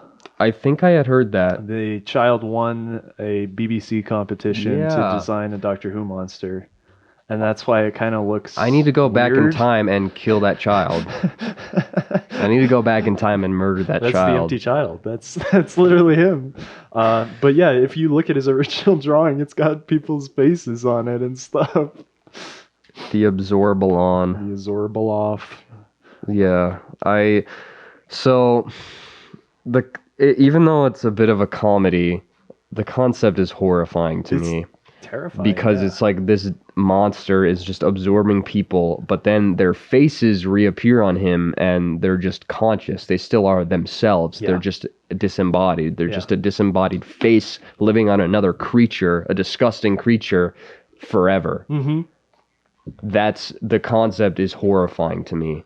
And the sped up movement of him, like him chasing Elton, they just speed it up. It's like, that's actually quite terrifying once he's like up and about. And yeah, I think people hate on this episode way too much. I was one fun. of those people. It's really fun. It's really good. It has so much like just pitch perfect comedy. And there's some jokes that don't hit. I think the Elton John at the beginning is really stupid.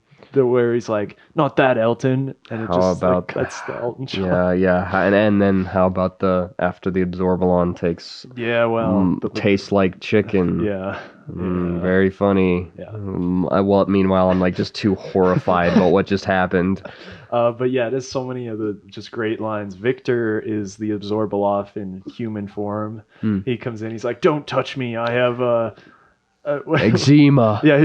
You mean eczema? No, this is much worse. I actually really like Victor when he's Victor. He's like really funny. Yeah. And then there's the great bit where he meets Jackie Tyler in the laundromat. He's like, step 1, establish conversation. And he's just like, he can't do anything. But but she keeps doing it. I'm showing a stranger me knickers. And then it's like all the weird like Jackie Cougar moments. She's like coming on to Elton, and then she gets a call from Rose or something and gives up. And that's like, I think that's a really great bit because she tries to get him out, and Elton's like, "Oh, go get you a pizza." And then she has her confrontation. You got to picture me daughter in your jacket.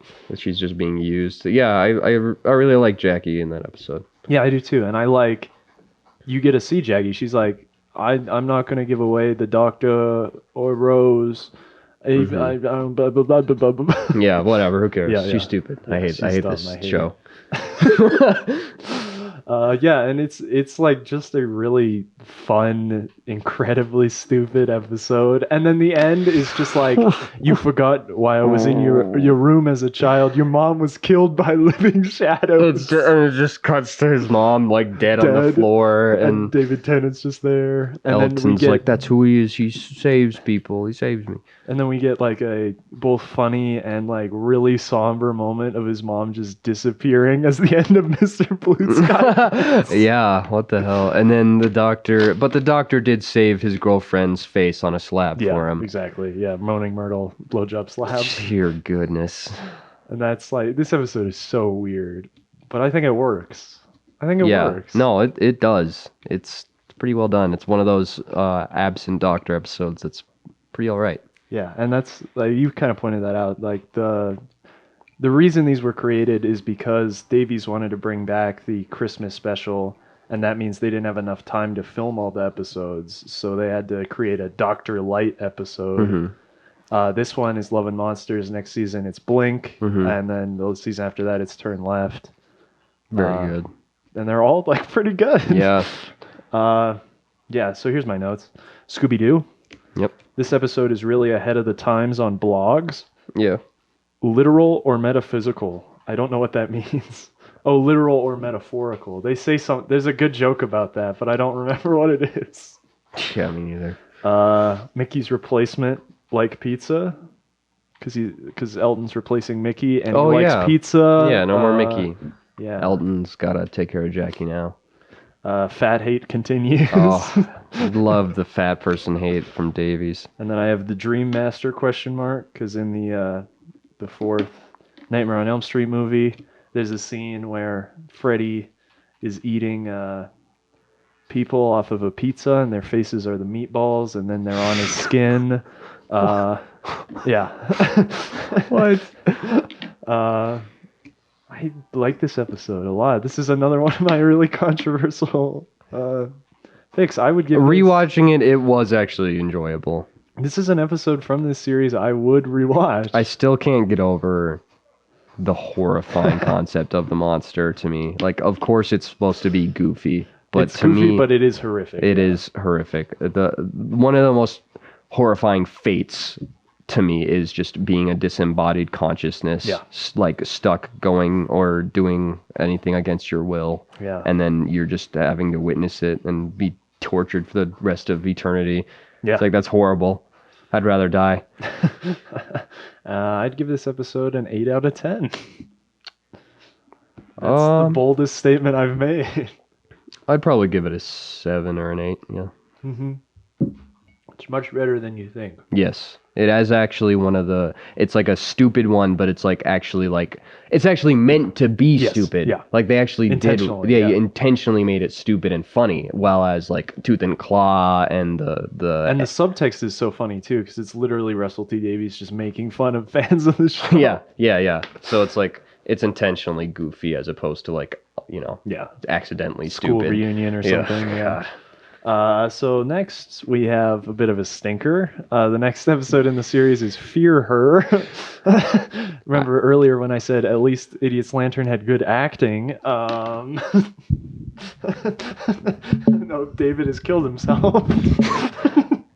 I can't talk about this episode because either I'll talk about it and just go into the most schizophrenic, insane rant that doesn't make any sense, or I'm just gonna say it's a 1 for me and move on. All right, I'll carry a little bit of this then. This takes place in the 2012 Olympics because Britain was slated to host those. There is a suburban neighborhood where a little girl is possessed by a time-traveling demon creation thing that makes her drawings come to life. It's just a baby that like what it is. It has its own little. Never mind. And then Rose defeats it by putting their ship on the Olympic torch so that it has heat and love and hope. And then the Doctor carries the Olympic torch to light it. This episode has some of the worst acting in the series. The little girl is, God bless her, she is so bad. So bad. Everyone else is decent enough, but the script, this is written by Matthew Graham, who is the creator of Life on Mars, another BBC show. So now I can tell you the story of this that I held back on you previously. So each season they have a handful of backup scripts written in case an episode falls through. What was slated to be the episode here was a script entitled 1920s by Stephen Fry. But his script was way too expensive, so they had to pull a backup script. And they pulled Matthew Graham's Fear Her script. And Davies just said, you just got to put the 2012 Olympics in it. So not only is this a backup script, this episode was shot very quickly with zero money, hence why the monster is a red light that is beaten by singing. Oh my gosh. It doesn't make any sense. The last 5 minutes of this episode make actually no sense. I don't have... It makes me mad. It makes me mad. So, up until this point, the rest of the series, starting with 9. Yeah. 9, Christopher Eccleston. Yeah. Big Chris. This is the worst one. Oh, I 100% agree. I would... The second, it beats Unquiet Dead. I didn't, like... Coming into the rewatch, I figured it wouldn't be as bad as it was. I figured Unquiet Dead would still be my least favorite. Right. This beat it just because of how stupid. It's like really bad. dumb. It's just really bad. Dumb, yeah. It's genuinely bad. Like there's most of the episodes in this season are stupid. Yes. But they're like entertaining. Yes. This one, it sucks. It's bad. everything, the direction, the writing, the cinematography is bland. acting, The yeah. acting isn't great.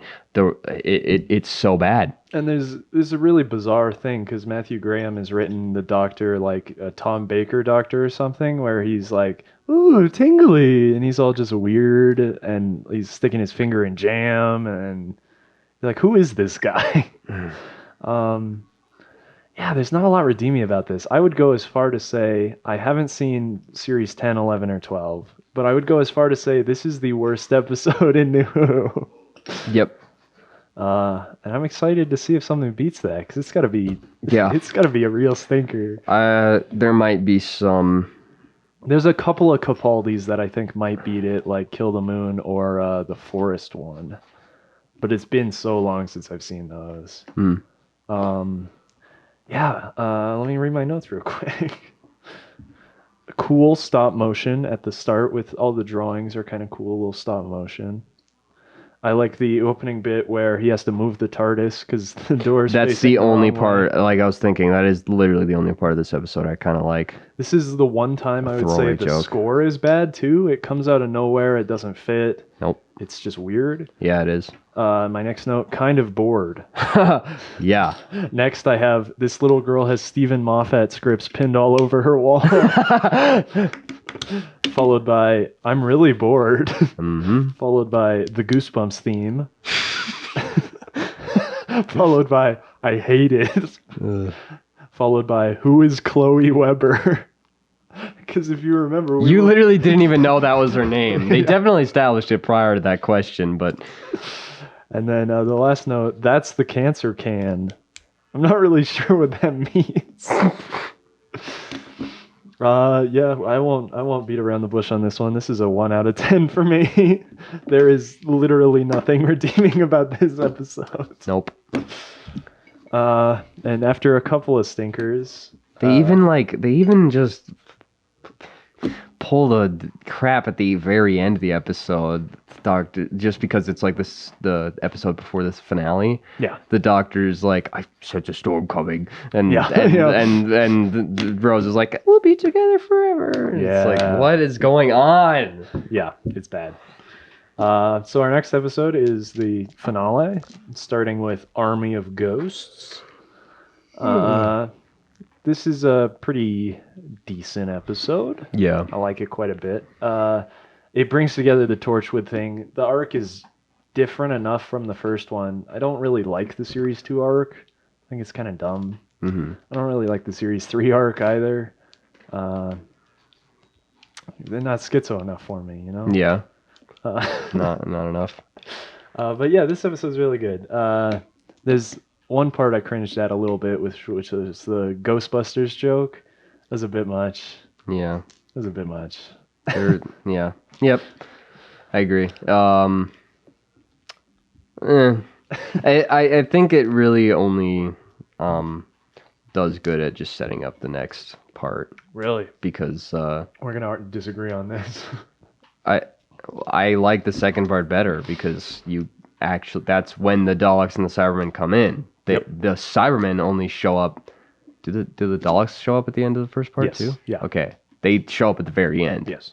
You do get you do get the Cybermen before, but like they don't come out in full force. Yeah. Like they're just like in the back of the building taking people out. Mm-hmm. And Freema Ackerman is in this episode. Mm-hmm. They apparently liked her acting so much that they were like, "You want to be the next companion?"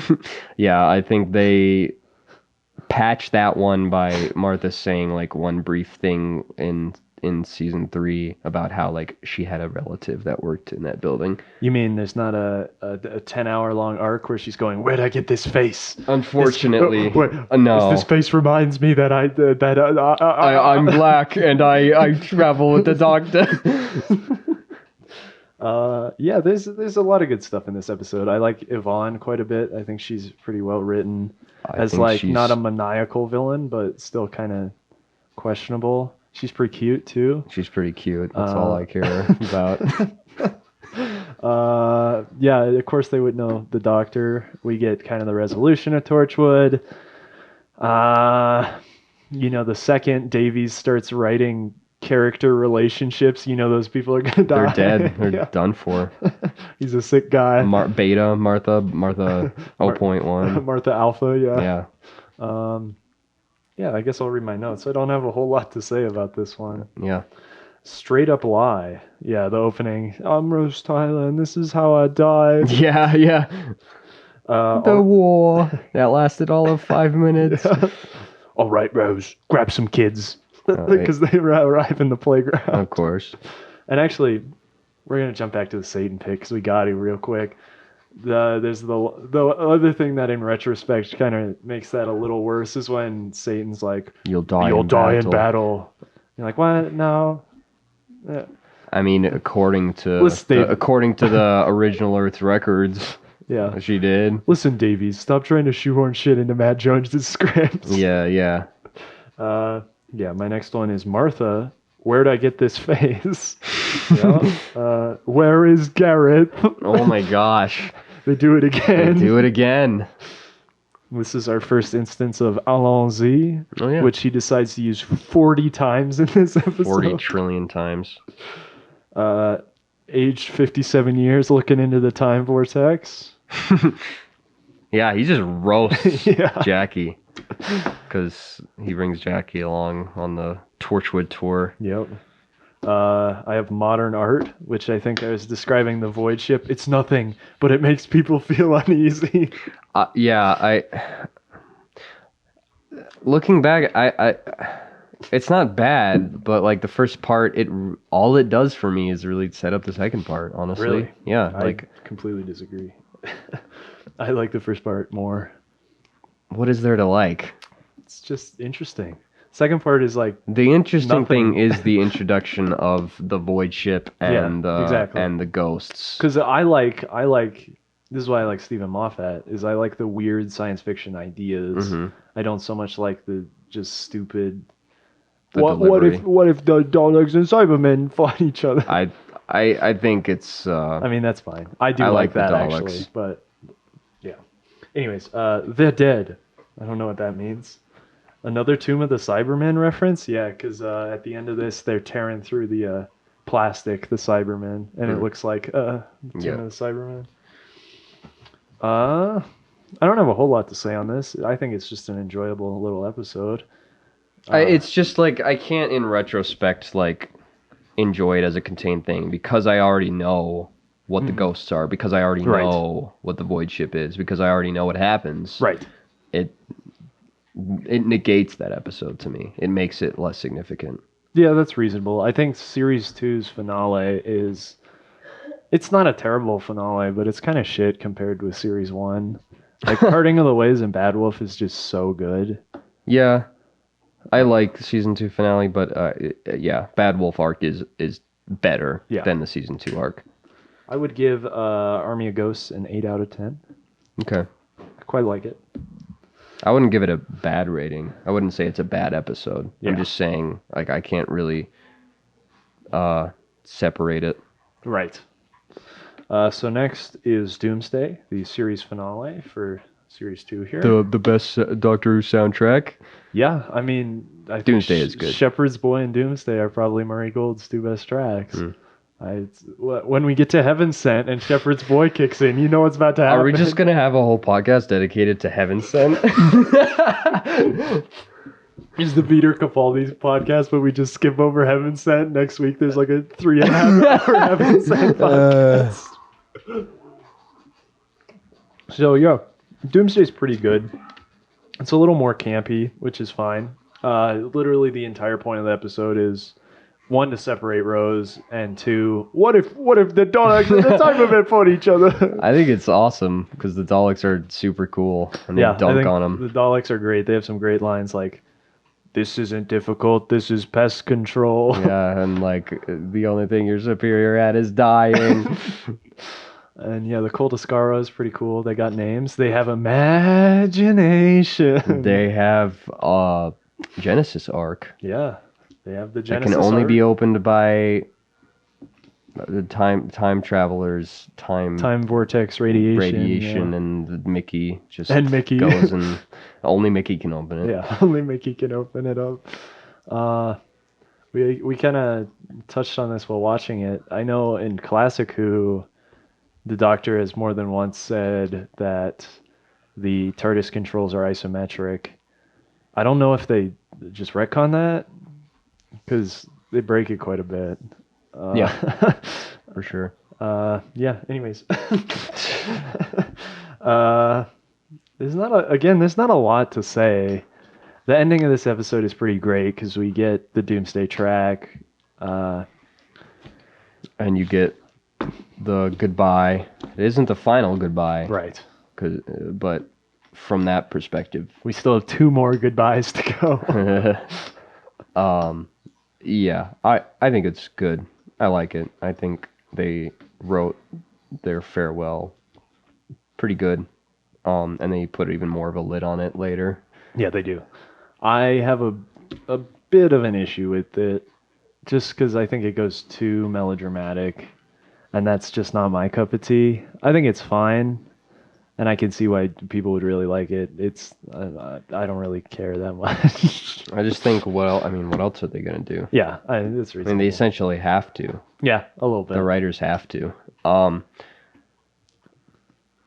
It's not the worst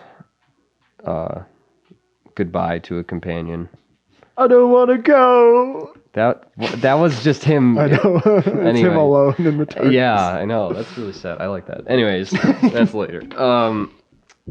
Rose as a companion. If Dawn is not my favorite, it's Rose. Yeah. I don't care for Amy. I don't care for the other one, Clara. Martha's Dylan's just favorite companion, Clara. Martha's not terrible, but she's not great. I like Martha. Yeah, she's all right.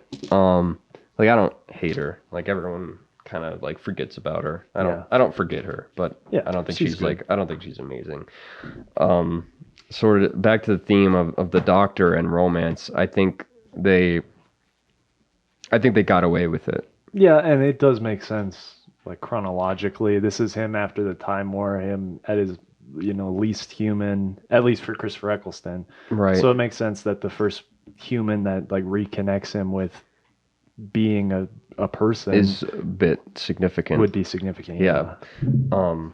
That's a good point because he's sort of like war torn. Yeah. And Rose kind of fixes him because she's, a good person. And I don't think they like really shove it down your throat too badly. Yeah. I think they kind of, we'll have to rewatch it, but I think they kind of do that with Martha. Like Martha, obviously the Doctor doesn't reciprocate, but it's like Martha really likes the Doctor. Oh, yeah. And it's just like never goes anywhere. But Yeah. it's like this, aside for a couple throwaway lines, it's more subtle. Yeah. And then, I mean, the Doctor never actually says he loves her, because Yeah. they're the writers are, good Matt that, good Jones that wrote way. The Satan Pit. Yeah, right. Yeah. Yeah. Yeah, it's not. I think it's acceptable, and I'm glad. They kind of I feel like they almost kind of needed to do it once just to like set the stage. That it's like the Doctor doesn't do romance, Right. so it's like they kind of get that out of the way. Yeah. I mean, we'll come back to this. I'm just going to read my notes for Doomsday here. This is pet control. I thought all the Cybermen killed themselves. They got blimps. Yeah.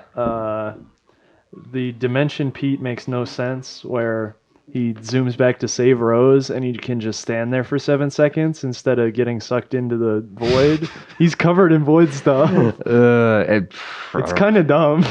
Yeah. He literally just broke through the void. What are you gonna do? I don't know. It's fine. Whatever. Doomsday by Murray Gold. Followed by Girl in the Fireplace, because there's the shot of Rose in front of the fireplace. The Doctor's going to come rolling I around. think you have autism. I think you need help. Followed by, what? What? Oh yeah, and then they kind of ruin I think you don't see the Doctor cry at all prior to that. You see him sad, but Yeah, you see him sad. you never see him shed a tear until that moment after And, the goodbye with Rose. It's cheesy, but I love the line where he's like, "I'm burning a star just to say goodbye." I like that. I don't care if it's corny. Yeah. Yeah, all the companions are in this episode. Yeah, Discount Martha, Martha, Donna. Donna. Yeah. Uh, I'm gonna break your heart here by giving this a 7 out of 10. I like it better than the first part because it's like the first part is really just like I gotta watch it to watch the second part, you know? Yeah. But I don't think either of them are like I don't think they like knock it out of the park with either of them. No, I don't think But so they're either. like good. They're good, yeah. So, please present your argument for Rose Best Companion. If it's as I not was Donna, promised. it's Rose because see, Rose, she actually becomes very compatible, dynamic with the Doctor. She becomes like a bit of an autist herself, you know. It works because she's established as having been traveled with the Doctor, so she knows a thing or two. And then you're gonna have to redo that every time you get a companion, Right. And she's hot, so there So it is. she's the best, No, she's more memorable than Martha. She's Yeah. a really good. Billie Piper does a really good job with She's her. a great actress for being yeah, a pop singer. Yeah, Billie Piper gets you attached to Rose. I don't know. She kind of. I mean, that's more apparent in the first season, but like that she keeps the Doctor grounded. Yeah. But that is sort of the purpose of the all companion, companions in general. It's like she's definitely like her whole thing. She's definitely a lot simpler than like Amy and Clara. But it's like I prefer that. That's probably why I don't like Amy and Clara, is because they have these grand schemes. And it's like puts me off. Yeah, that's definitely a problem in Series 7 for Clara. The Yeah. whole Impossible Girl arc is really fucking dumb. I really like Series 8 and 9 Clara, though. Yeah, I mean, Especially 9. yeah. Anyways, that's it. That's it. Cut it. Yeah, that's reasonable. I just don't really have any complaints with her. I had brought up last time my memory of Series 2 Rose being trepidatious. I don't find it was as apparent as I thought it was. There's definitely a couple times where it's a bit much for me, Yeah. but it's never like terrible. I think I would agree with you that Series 1 Rose is maybe the best. But I think with Series 2, she does kind of come down a bit. They like forget Well, to she's write just her character. Yeah, she's just like she's established Yeah, at that point. exactly. Well, And I there's mean, no like more, I think they definitely could have done more though. I agree. Yeah, and They that's definitely kind of could have my done problem. more. I don't hate Rose at all. I think she's pretty good. I'd probably in the grand companion tier list, probably put her in A. I don't think she's B. I think she's probably A, but she's definitely not my favorite. I don't know. Maybe yeah, Donna might surpass her with this rewatch. We'll have to see. Yeah. I'd like to think Donna does too, yeah. But yeah, no, she's a great start, especially for Series 1. She's still decent in this series. I just think it's obvious, but it's just like really impactful that like she's kind of the only companion in the revival that is able to kind of tug on the hearts of the Doctor. Right. And in a more romantic way. Yeah. Because I mean, the entire purpose of Heaven Sent is he's like, I'm gonna fucking save Clara. I'm just like, Yeah. 800 billion years. He obviously cares about all his companions. Yeah. But it's like she was special. Right. Yeah, that's reasonable. I don't hate Rose. I think Rose is pretty good. I'd probably put her A. We'll see. I'll make a whole tier list. Don't Hottest worry. companion. I think Perry's hotter. I think mean, Perry's hotter. in the revival. Okay, yeah. That's my only reference. Yeah, I'd agree with that probably. Yeah. Would you care to give us an episode rank, or would you like me to give an episode rank of this series? Impossible Planet's definitely number 1. I would agree. And Fear Her's definitely the bottom. I also agree. Idiot's Lantern is probably second to bottom. Shoot, where's my list? All right, All right. it's probably Fear Her, Idiot's Lantern, School Reunion. No, yes, School Reunion. Freaking Christmas Invasion. Yeah. What am I missing here? The You know what? Cybermen two-parter. I don't even know where to I put know, that those. one's tough, Probably right? probably in the middle, somewhere in the middle. Yeah. Anyways, there's my unfinished list. Go ahead. Excellent. Go ahead. I have to agree with you. From best to worst, it would be Impossible Planet, Mm-hmm. Satan Pit, Mhm. like literally Yep. inches behind. Yes. Girl in the Fireplace, Okay. Army of Ghosts. You ready for this one? Love and Monsters. Wow. Wow. Doomsday, Okay. Tooth and Claw, Yeah. New Earth, Right. School Reunion, Uh-huh. Rise of the Cybermen, Age of Steel, Christmas Invasion, and then Idiot's Lantern and Fear Her. Okay. Yeah. All right. Yeah. This is I don't think I'd put Love and Monsters that high, but this series is an odd one because I don't think the episodes are necessarily all terrible. They're kind of all just like meh. yeah. And then there's some like really good ones, and then Really there's bad some ones. really Yeah. bad ones. Yeah. So, I mean, Possible Planet and Satan Pit probably carry this season. Yeah, pretty much. Yeah, this is a series where you could skip almost every episode. What's the overall average ranking? My average from that is a 6.5. I Okay. would give this a 6 out of 10 as like a series. Uh-huh. It's a huge step down from series 1 in my opinion, Yeah. but it definitely has 2 episodes that are better than anything from series 1 also. Right. So it's kind of tough. It's a tough one. That Matt Jones. Bring him back, man. Unfreeze him from, I don't know, is he in cryogenic storage? He's They're yeah. just waiting for Chris Chibnall to die, then they'll unfreeze him and be like, all right, fix the show. Matt Jones got sucked into a black hole. He's in another dimension. He got taken by the weeping angels. They sent him back in time. Yeah, I don't know if I have a whole lot else to say about Series 2. We'll save our, full David Tennant for the end of his run. Yeah. Not a bad introduction. He's good in this series, even though the episodes are pretty hit and miss. Yeah. Rose is He always good. does a good job. She's definitely not as good as she was, but that's fine.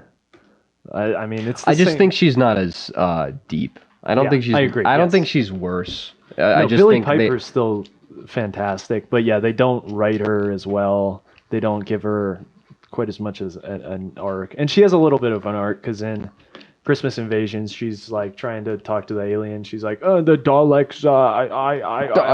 Well, that's basically her in season 2. It's just basically her sort of emulating the Doctor poorly, but better than any other person can do.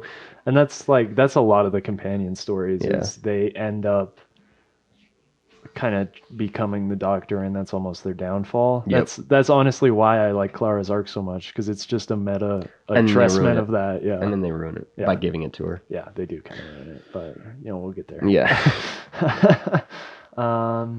Any other season 2 thoughts? Series 2 thoughts? Series thoughts? Nope. If you liked Possible Planet, go watch Curse of the Fenric. Very good. Yeah, and then we'll slide right into Donna in the first episode and Martha going forward. Let's go. Based.